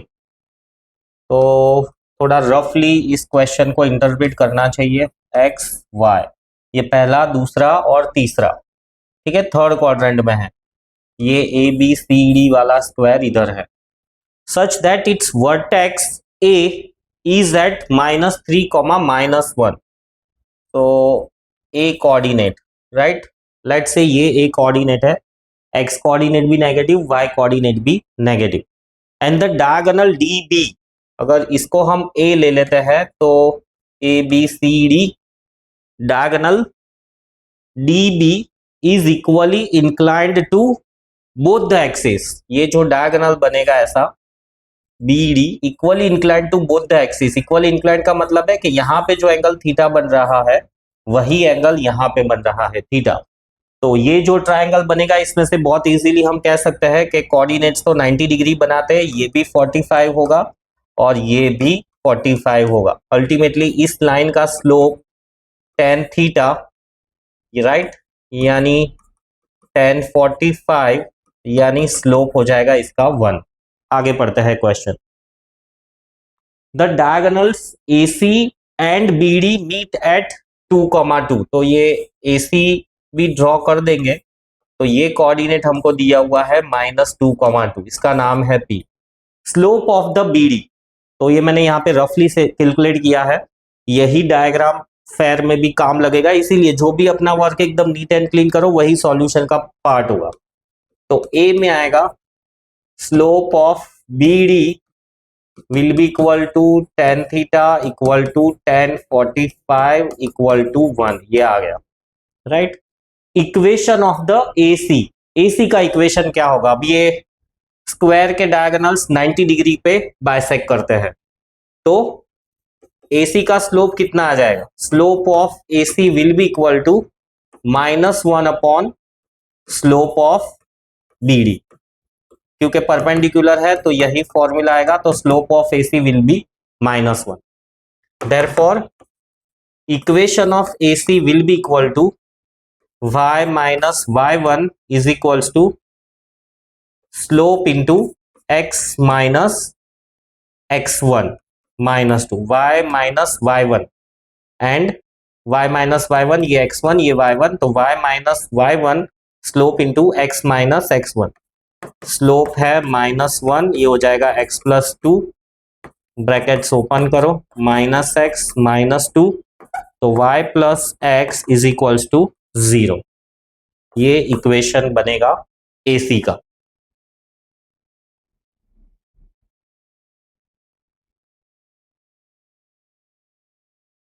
यहां पर भी ये -2 दिया हुआ है, सो यहां पर भी माइनस, ये हो जाएगा +2 और दूसरी तरफ जाएगा तो -4, यानी इक्वेशन मिलेगा y plus x+4 equal to 0। So once again review करना है, ये देखो कोऑर्डिनेट्स कॉपी पेस्ट करने में गलती कर दी, तो पेपर में से जब क्वेश्चन पेपर में से जब आंसर शीट में लिखते हो तो मेक श्योर पूरा अटेंशन रहे कि जो भी लिख रहे हो वो सही लिख रहे हो। सो नेक्स्ट में है ABCD is a rectangle whose side BC is twice the side AB। तो मेरा तो यही कहना रहता है कि भाई जो भी फिगर दिया हुआ है उसको रीड्रॉ कर लो, वो अच्छा ही रहता है।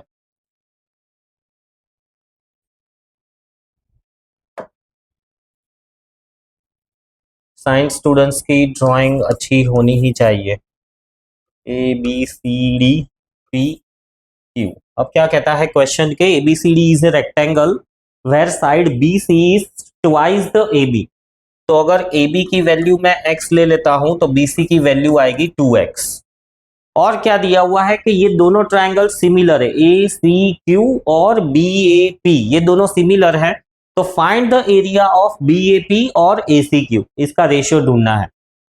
सो जो हमको ढूंढना है वो है area of triangle B A P upon area of triangle A C Q, ये सिंबॉलिक फॉर्म है, लिख ही सकते हो। अब मेरे को पता है कि areas are proportional to side square, तो कौन सी साइड लूंगा मैं, एक तो ए बी वाली साइड लूंगा मैं upon corresponding to A B side होगी दूसरी ए सी, इसका स्क्वायर। तो अब मैं सबसे पहले ए सी ढूंढ लेता हूं, पाइथागोरस थ्योरम यूज होगा एबीसी में, तो एक्स स्क्वायर प्लस 4x², यानी ये मुझे मिलेगा √5x। यूज करते हैं ऊपर area of triangle B A P, देखो गलत ना लिखा हो, बी ए पी और A C Q, area of triangle A C Q, A B की वैल्यू x और ए सी की वैल्यू √5x, इसका होल स्क्वायर। तो x x तो कैंसल हो जाएगा 1/5, so therefore required ratio is 1:5। ये आंसर आ गया 64 नंबर का।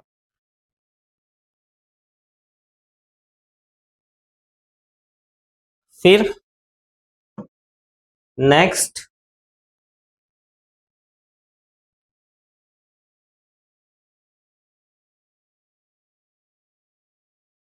65 नंबर का क्वेश्चन, अगेन ज्योमेट्री का ही क्वेश्चन है। Given a triangle A B C and D is the point on B C such that B D is 4 centimetre and D C is x centimetre.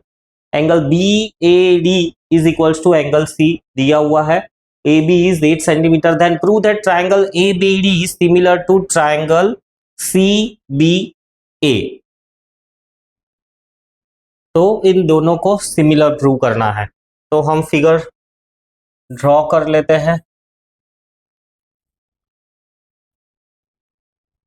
A B D C x 4 8, तो already हमको एक angle तो same दिया ही हुआ है, right. हम हमारे solution में लिखे तो considering triangle A B D and triangle C B A, तो देखो बी बी दोनों में कॉमन है ना, तो बी एंगल भी दोनों में कॉमन हो जाएगा।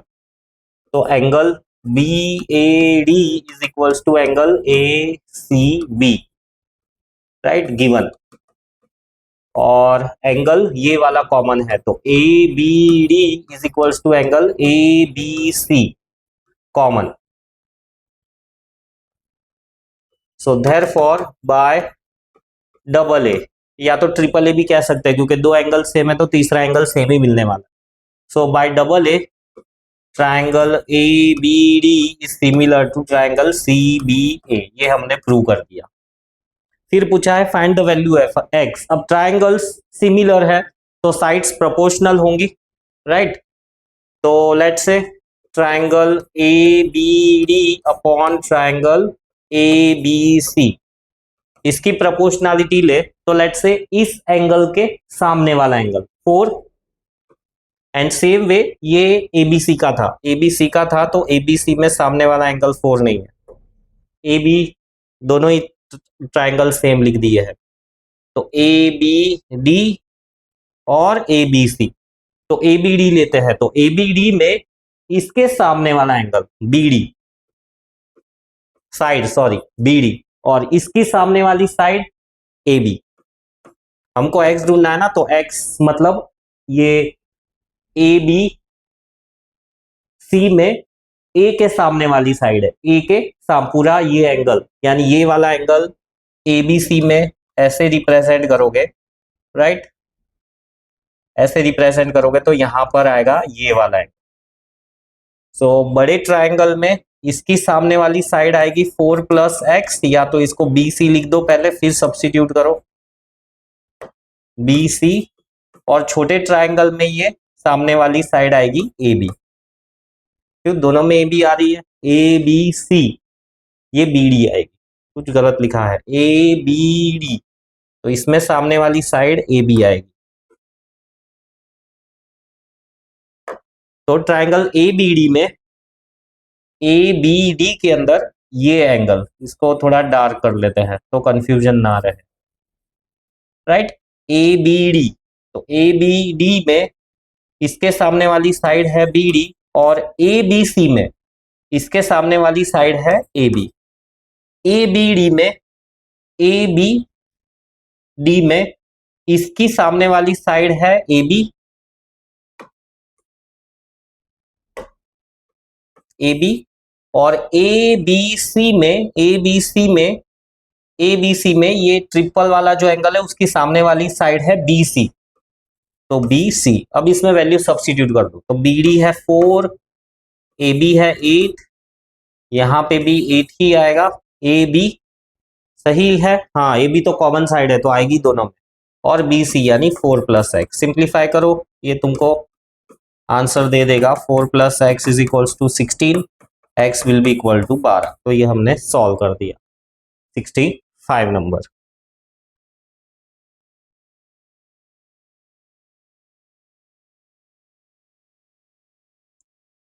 नेक्स्ट क्वेश्चन है, in the extract of India survey map, survey of India map prepared on the scale, तो के दिया हुआ है हमको, के नोट डाउन कर लेते हैं।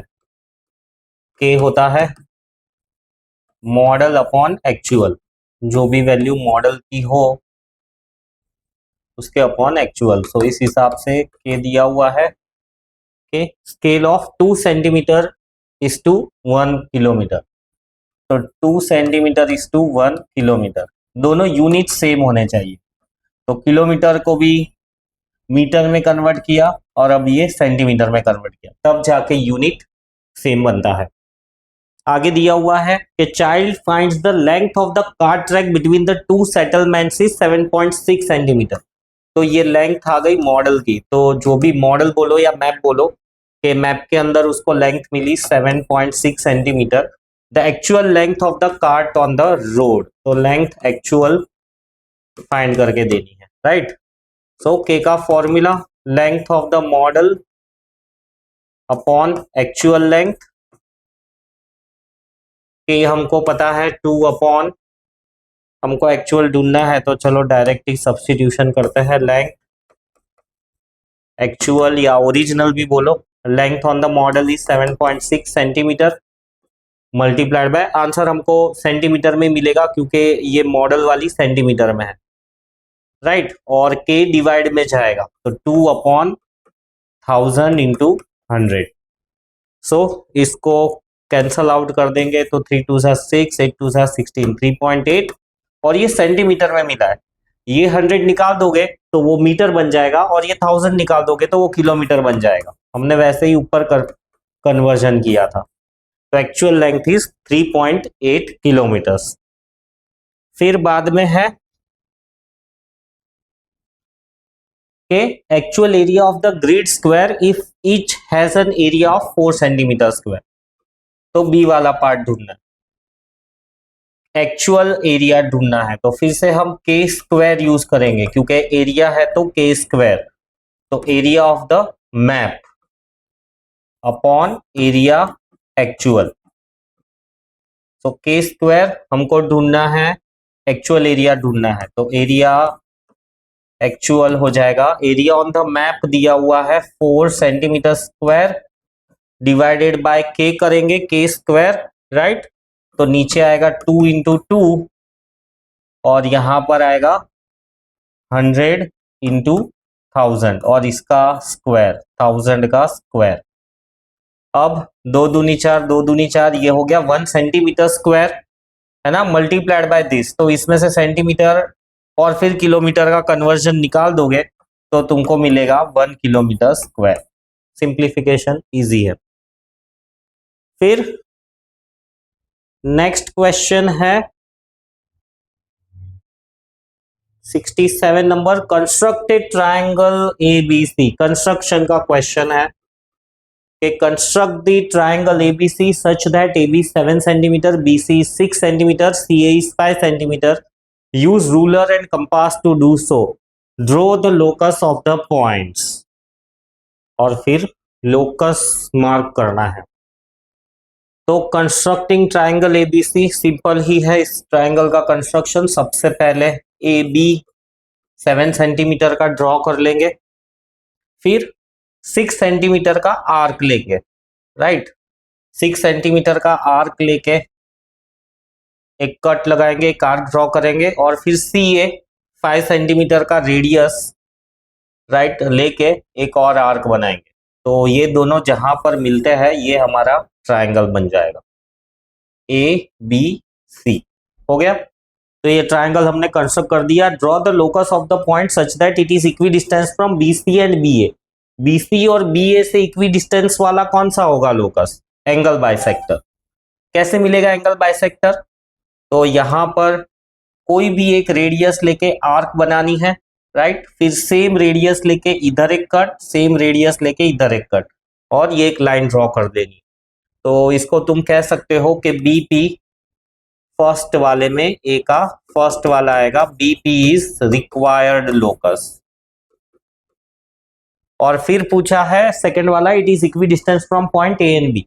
ए एंड बी से इक्वी डिस्टेंस यानी ए बी को बाइसेक्ट करना है। ए बी को बाइसेक्ट करते आना चाहिए मोर देन हाफ ऊपर एक आर्क, मोर देन हाफ नीचे एक आर्क, सेम रेडियस के साथ दोनों आर्क को कट करेंगे तो स्ट्रेट लाइन मिलेगी। तो हम ऐसा इसको लिख सकते हैं क्यू आर।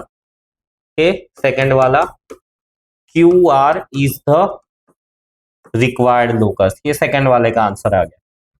फिर क्या पूछा है? Mark point P where the locus 1 and 2 meet and measure the length. तो दोनों लोकस मिल रहे हैं यहाँ पे और ये लेंथ को मेजर करना है, तो मेजर करके तुम लेंथ लिख सकते हो। थोड़ी आगे पीछे होगी तो चलेगी, नो प्रॉब्लम। फिर 67 के बाद में 68 नंबर का क्वेश्चन अगेन ज्योमेट्री का है।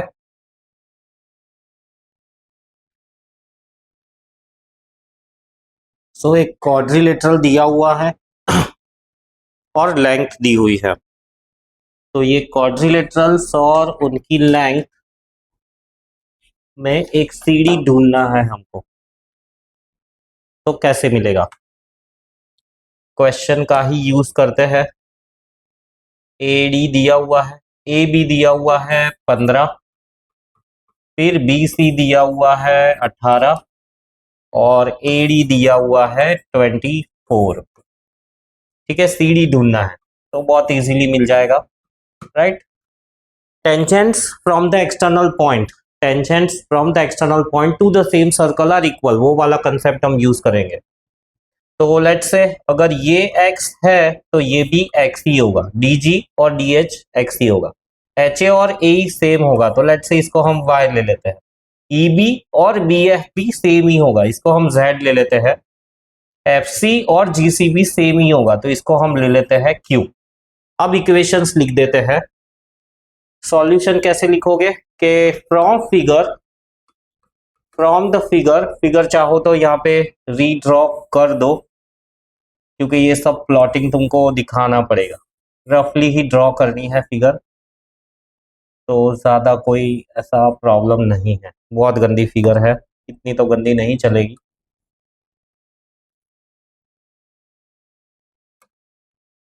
ऐसे आ रहा है, ठीक है, राइट। तो इसमें से हम लिख सकते हैं फिगर में से x plus y equal to 24, y plus z is equals to 15 और z प्लस क्यू दिया हुआ है 18 और हमको ढूंढना है x प्लस क्यू ढूंढना है। तो लेट से हम ये इक्वेशन नंबर 1 और 3 को ऐड कर देते हैं, एडिंग 1 एंड 3। तो x plus y plus z plus Q is equals to 24 plus 18, है ना। हमको ढूंढना है x प्लस क्यू और y प्लस जेड हमको पता है 15, यहाँ पे लिख दो यूजिंग 2। तो ये बहुत इजीली मिल जाएगा, x plus Q equal to 27 centimetre. हाँ, 27 सेंटीमीटर। तो ये आंसर आ गया इसका, सिंपल क्वेश्चन। दूसरा वाला भी ज्योमेट्री का ही क्वेश्चन है। तो इसमें दिया हुआ है regular hexagon inscribed in a circle with the centre O, P Q tangent है, ये Q है, और find the values of F A G B C D and P D E. तो एफ ए जी ये ढूंढना है, बहुत इजी है ये ढूंढना। कैसे? तो पहले तो हमको ये एंगल आइडेंटिफाई करना पड़ेगा। कैसे आइडेंटिफाई करोगे? ऐसे एक ये ट्रायंगल बनाओ, क्योंकि रेगुलर हेक्सागोन है ना, तो ऐसे ये जो भी ट्रायंगल्स बनेंगे वो सब इक्वल ही होंगे। तो क्योंकि यहाँ पे ऐसे 6 एंगल्स बनेंगे हेक्सागोन के, और सेंट्रल एंगल तो 360 होता है, तो 360 डिवाइड बाय 6 एंगल्स करोगे, ये एक, ये दो, वैसे ये तीसरा, चौथा, पांचवा और ये छठा, तो मिलेगा 60 डिग्री।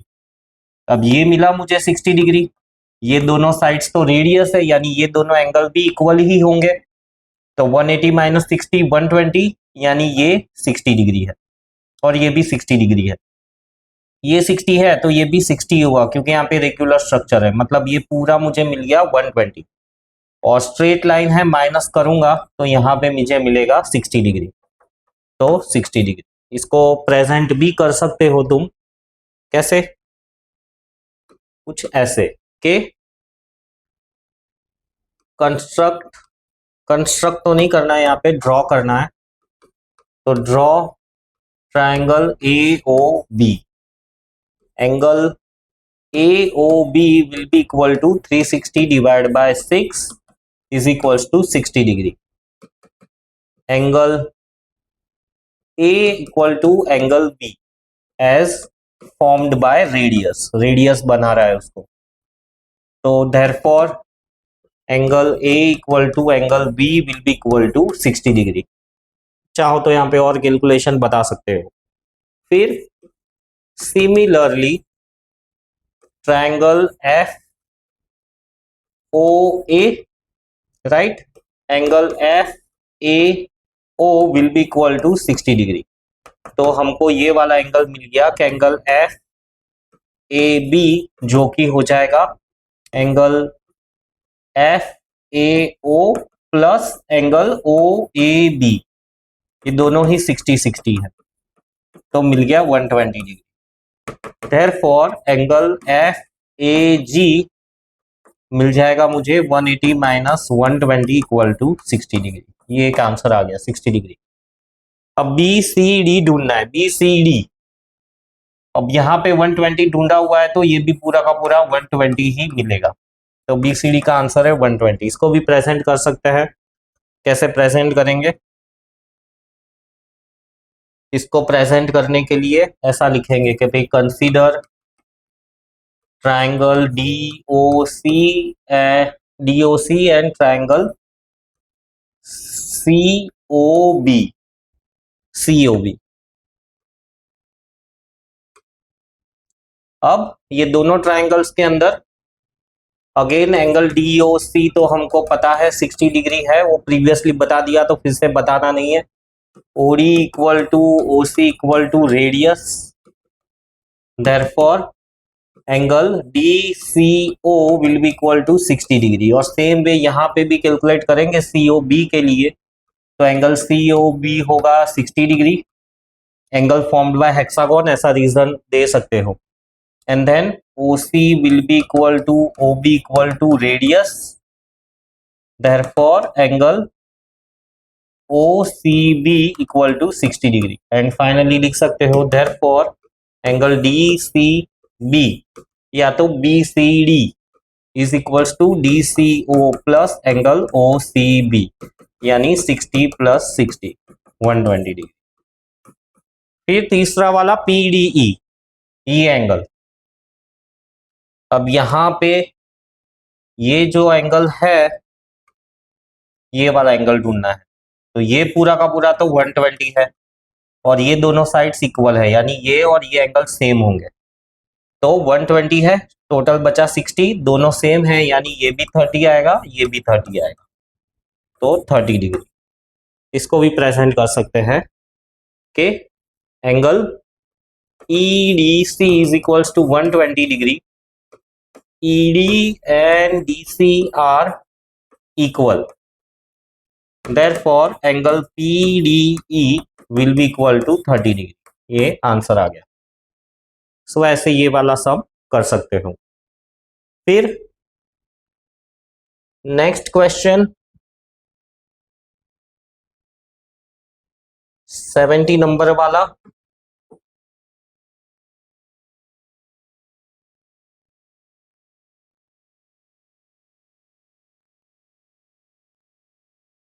क्या कहता है, ये भी ज्योमेट्री का ही क्वेश्चंस है, एंगल्स ढूंढने हैं इसमें।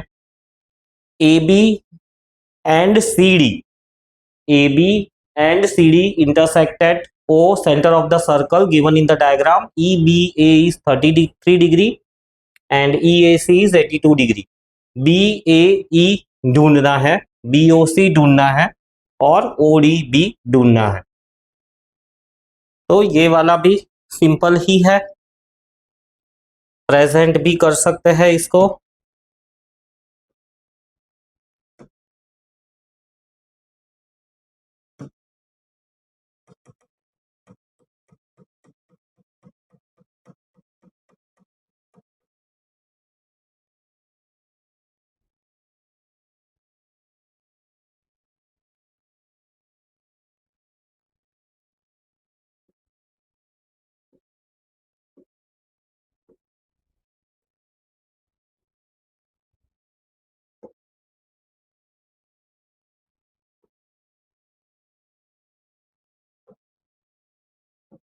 सो इस क्वेश्चन में BAE ढूंढना है, BAE यानी ये वाला पार्ट ढूंढना है, ये वाला हिस्सा।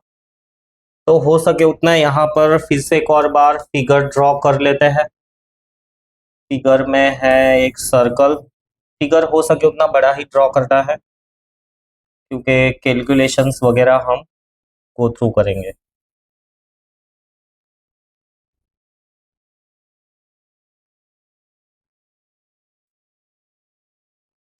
ABCOED, ठीक है। अब हमको ये वाला एंगल ढूंढना है, तो बहुत सिंपल ही है। कैसे? ये एंगल तो 90 डिग्री बन गया, angle made by semi circle लिख सकते हो, मैंने पीछे बताया वैसे ही सेंटेंस बना सकते हो। ये 90 डिग्री है, ये 33 डिग्री है, राइट। तो 180 में से माइनस करेंगे 90 और 90 में से 33 माइनस करेंगे तो कितना मिलेगा? 7 8 57 डिग्री। तो ये पहला वाला आंसर बहुत इजीली आ गया, 57 डिग्री। फिर दूसरा वाला है BOC, ये वाला एंगल ढूंढना। अब ये वाला एंगल कैसे ढूंढोगे? ये वाला एंगल ढूंढने के लिए या तो ये ढूंढो, वर्टिकली अपोजिट करो, पर मेरे दिमाग में आइडिया आ रहा है कि इसको ज्वाइन कर दो तो ये बन जाएगा ट्राइंगल, राइट। OA और OB दोनों रेडियस है तो ये दोनों साइड्स इक्वल हो जाएगी, ये दोनों साइड्स इक्वल, ऐसा। अब ये साइक्लिक क्वाड्रिलेटरल है, ACBE, है ना। तो total opposite angles are supplementary. अब ये पूरा का पूरा मुझे गिवन है 82 डिग्री, तो 180 में से सब्ट्रैक्ट करूंगा तो ये वाला एंगल मुझे मिलेगा 180 माइनस 82, तो 8 और 17 में से 98, तो ये मिल गया मुझे 98 डिग्री। और 98 में से ये 33 है, तो बाकी वाला हिस्सा कितना मिलेगा? 98 माइनस 33, तो ये मिला मुझे 5 और ये मिला मुझे 6, तो ये 65 है, ये भी 65 होगा, राइट। 65 65 130 और 180 में से माइनस करेंगे तो 50 डिग्री, ये मिल गया मुझे 50 डिग्री, तो 50 डिग्री। और ODB, ये वाला एंगल ढूंढना है। अब ये वाला एंगल ढूंढने के लिए हम ट्राइंगल यूज कर सकते हैं, राइट। ये 65 मुझको पता है, ये 90 मुझको पता है, 98, तो 180 में से माइनस कर दो तो ये मिल जाएगा। तो 98 प्लस 65 103, सही है। हाँ, पूरा 98 है और ये है 65 16 163, तो 180 माइनस 163 मैं करूंगा तो 7 और 1, तो ये मुझे मिल गया 70, करेक्ट। सिंपल ज्योमेट्री का क्वेश्चन। फिर नेक्स्ट पेज पे 71,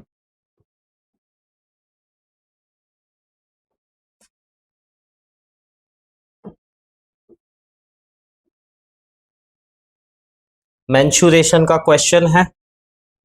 famous sweet shop Madanlal sweets sells tinned rasgullas. Okay, tin tin यानी सिलेंडर, ये याद रखना है, cylinder. The tin container is cylindrical in shape with diameter 14 centimetre. So 71 number वाला क्वेश्चन डायग्राम ड्रॉ कर देते हैं, बहुत इजी हो जाता है। डायामीटर 14 सेंटीमीटर है, हाइट 16 सेंटीमीटर है, and it can hold 20 spherical rasgulla. तो n इक्वल टू 20 दिया हुआ है, और रसगुल्ला का भी हमको डायामीटर दिया हुआ है 6 centimetre, and sweetened liquid such that can is filled and then sealed. Find how much sweetened liquid can contains. तो इसमें भी एक हम आइडिया बना लेते हैं कि लिक्विड, हम इसको सिर्फ लिक्विड लिखते हैं कि लिक्विड कितना होगा, तो वॉल्यूम ऑफ सिलेंडर उसमें से वॉल्यूम ऑफ रसगुल्ला माइनस कर देंगे, है ना। तो चाहो तो अलग अलग कैलकुलेट कर लो। Volume of cylinder pi r square h, formula याद होना चाहिए। सो पाई आर स्क्वायर हो जाएगा 7 का स्क्वायर, और हाइट दी हुई है 16। मल्टीप्लीकेशन में, सिंप्लीफिकेशन में जल्दबाजी मत करो, एज इट इज रहने, शायद कॉमन निकले, शायद कट हो जाए।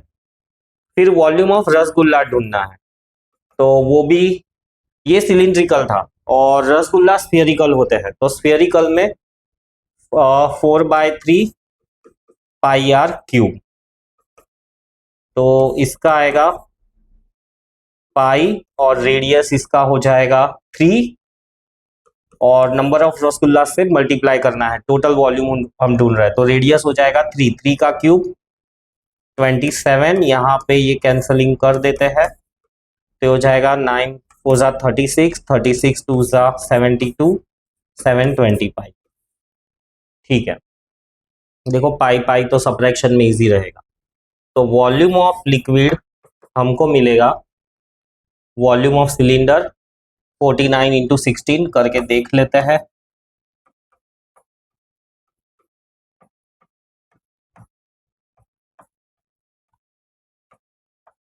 सेवन 84 पाई, और माइनस रसगुल्ला का मिला मुझे 725, तो वॉल्यूम ऑफ लिक्विड मिला मुझे 64 पाई। 64 पाई सब कुछ सेंटीमीटर में है, तो 64 पाई सेंटीमीटर क्यूब। अब पाई को बोला हुआ है, ऐसे भी आंसर छोड़ सकते हो, बट क्योंकि दिया हुआ है पाई इक्वल टू 3.14, तो 64 को 3.14 से मल्टीप्लाई करना ही होगा।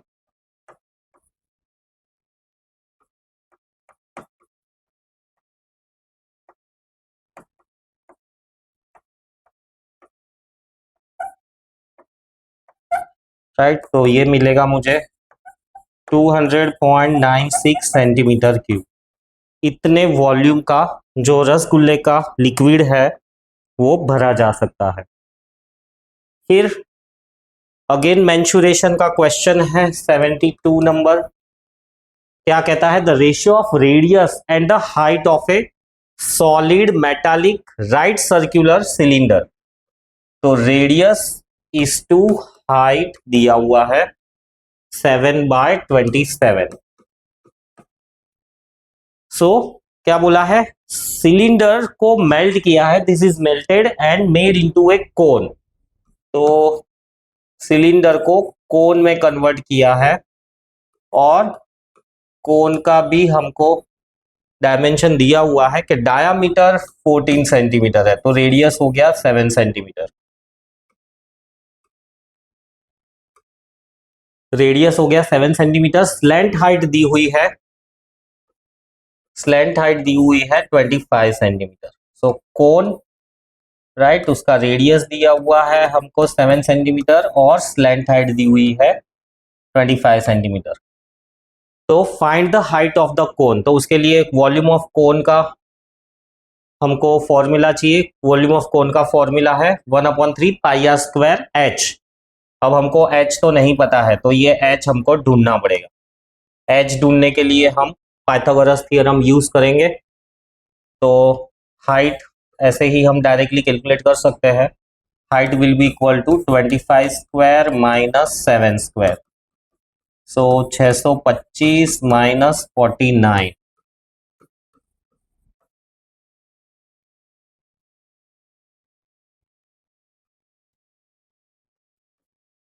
576 यानी 26 सेंटीमीटर हाइट मिल गई, राइट। तो सिलेंडर इज कन्वर्टेड इनटू कोन। अब कोन का वॉल्यूम हम ढूंढ लेते हैं। हाइट ऑफ द कोन ये हमने कैलकुलेट कर दी, right. Find the height of the cone, तो एच कैलकुलेट कर दिया है हमने, अब रेडियस कैलकुलेट करना है। तो आर बाय एच हमको पता है 7/27, सो आर मिलेगा 7/27 इंटू 26।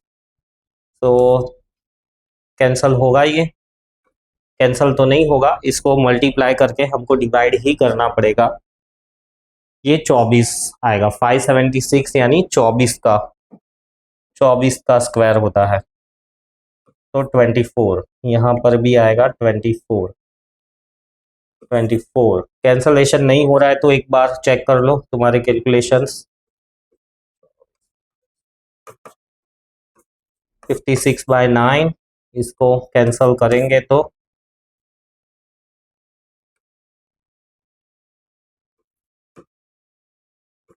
6.2, तो 6.2 सेंटीमीटर ऐसा कुछ वैल्यू आ रहा है सिलेंडर का।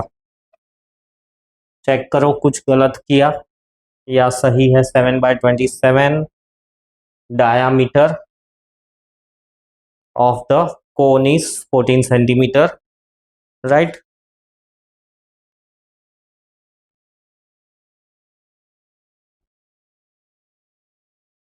नहीं नहीं, ये हमने गलत कर दिया। ये तो सिलेंडर का दिया हुआ है और हमने ये कोन की हाइट इधर यूज कर ली, तो ये तो यूज नहीं करनी है। तो क्या करना है, पूरा कैलकुलेशन फिर से करना पड़ेगा। क्या आएगा कैलकुलेशन के, अब ये जो कोन का वॉल्यूम है, कोन का वॉल्यूम ढूंढ लेते हैं। 1/3 पाई आर स्क्वायर एच, वही वॉल्यूम होगा सिलेंडर का। तो 1/3 पाई, रेडियस दिया हुआ है 7 का स्क्वायर और हाइट है 24। Let it be as it is. Volume of cylinder will be equal to 1/3 pi 49 24, right. ये हमको वैल्यू मिली सिलेंडर की, और वॉल्यूम ऑफ सिलेंडर का फॉर्मूला है पाई आर स्क्वायर एच। तो 1/3 पाई 49 इंटू 24, राइट। तो पाई पाई कैंसल हो जाएगा, कैंसल हो जाएगा। आर स्क्वायर एच, तो हम कोई भी वैल्यू सब्स्टिट्यूट कर सकते हैं। मे बी आर की वैल्यू सब्स्टिट्यूट कर दे या एच की वैल्यू सब्स्टिट्यूट करते हैं, तो एच की वैल्यू आएगी 27 R by 7, so 49 into 24। So R cube हो जाएगा 49 इंटू 24 इंटू 7/27। कैंसलेशंस करो, क्या आएंगे। हमको हाइट ढूंढने की, हाँ हमें इसमें रेडियस मिलेगा, अभी तो हाइट ढूंढनी बाकी है। तो 9 3 27, 8 3 24, राइट। क्यूब रूट ढूंढ सकते हैं इसमें। सही किया है, एच की वैल्यू सही सब्स्टिट्यूट की है, आर इंटू 27/7, करेक्ट। यहाँ पे 1/3 भूल गए हम। क्रॉस चेक करते रहो कैलकुलेशन को। तो अब हमको क्यूब रूट आसानी से मिल जाएगा। 49 इंटू 7, इसका क्यूब रूट होगा 7, 8 का क्यूब रूट हो जाएगा 2, और 9 इन 3 का क्यूब रूट हो जाएगा 3। तो 7 इंटू 2 इंटू 3, सो 14/3। ये रेडियस आया है हमारा। अभी हाइट ढूंढनी है, तो हाइट क्या मिलेगी, 27/7 इंटू आर, और इसको सिंप्लीफाई करेंगे तो रेडियस मिला था 14/3, तो 2 सा 9 सा 18 सेंटीमीटर हाइट है। सो देखो, हम बार बार ढूंढते रहे, हमको लगा ये आंसर है, ये आंसर है, बट बहुत अच्छे से क्वेश्चन को प्रेजेंट करना है, बहुत अच्छे से उसके बारे में सोचना है। फिर 73 नंबर का क्वेश्चन,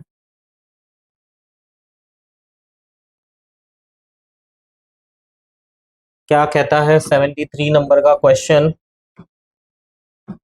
के an inclined plane AC is prepared with its base AB which is root 3 times its vertical height BC. So root 3 times x और इसको हम ले लेते हैं x. The length of the inclined plane is 15 meters. तो ये length हमको दी हुई है 15 meters. Find value of theta. अच्छा ये रहा थीटा. सो थीटा हमको मिल जाएगा tan थीटा लेंगे perpendicular upon base 73. So from triangle A B C, triangle को फिर से ड्रॉ कर दो, पुली वगैरह तो ड्रॉ करने की जरूरत नहीं है. 15 है, इसको x लेंगे तो ये है root 3 times the x. So tan theta will be equal to perpendicular upon base, चाहो तो एक और स्टेप लिख दो कि tan theta will be bc upon ab. Presentation अच्छा लगेगा. तो tan theta is equals to 1 by root 3, therefore theta is equals to 60 degree. तो ये एक आंसर आ गया हमको. थीटा की वैल्यू मिल गई 30 डिग्री. 60 डिग्री नहीं 30 डिग्री. 60 में तो रूट 3 होता है. So 30 degree. फिर क्या पूछा है? Length of its base. Base की लेंथ ढूंढनी है. तो अब sine theta cos theta use कर सकते हैं. cos theta will be equal to base upon hypotenuse cos 30. AB की वैल्यू तो हमको ढूंढनी है रूट 3x और AC की वैल्यू है 15 और cos 30 की वैल्यू रूट 3 बाय 2. तो is equals to root 3x by 15. Root 3 cancel, x will be equal to 15 by 2 यानी हो जाएगा 7.5. यानी length of its base in nearest metre. तो AB ढूंढना है हमको. तो AB मिलेगा मुझे 7.5 टाइम्स दी रूट 3. अब नियरेस्ट मीटर बोला है तो समझ जाना है कि ये वैल्यू सब्स्टिट्यूट करनी है. रूट 3 की वैल्यू तुमको याद रहनी चाहिए 1.732. ये रूट 3 की वैल्यू है. मल्टीप्लाई कर दो इसको 173275.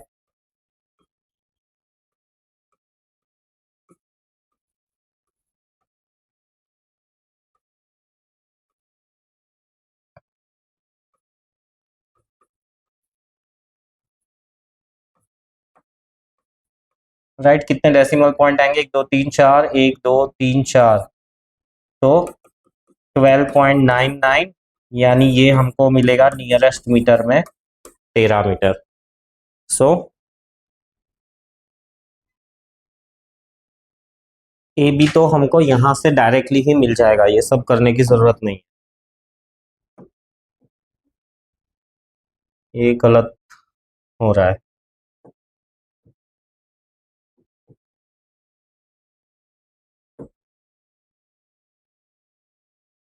सीधा ही cos थीटा को यूज कर ले तो cos 30 will be equal to, हमको AB ढूंढना है और AC की वैल्यू दी हुई है 15. सेम ही मिल रहा है but cos 30 will be root 3 by 2. तो AB मिलेगा 15 रूट 3 बाय 2 यानी 7.5 रूट 3. जैसा हमने सिंप्लीफाई किया था सेम ही मिल रहा है हमको अराउंड 18 मीटर्स. तो यही राइट आंसर है. नहीं, जो भी किया था यहाँ पर कैलकुलेशन वो राइट ही है. 13 मीटर ही आएगी कैसे भी कर लो. इसकी आंसर कीज में 8 मीटर दिया हुआ है, वो मुझे गलत ही लग रहा है.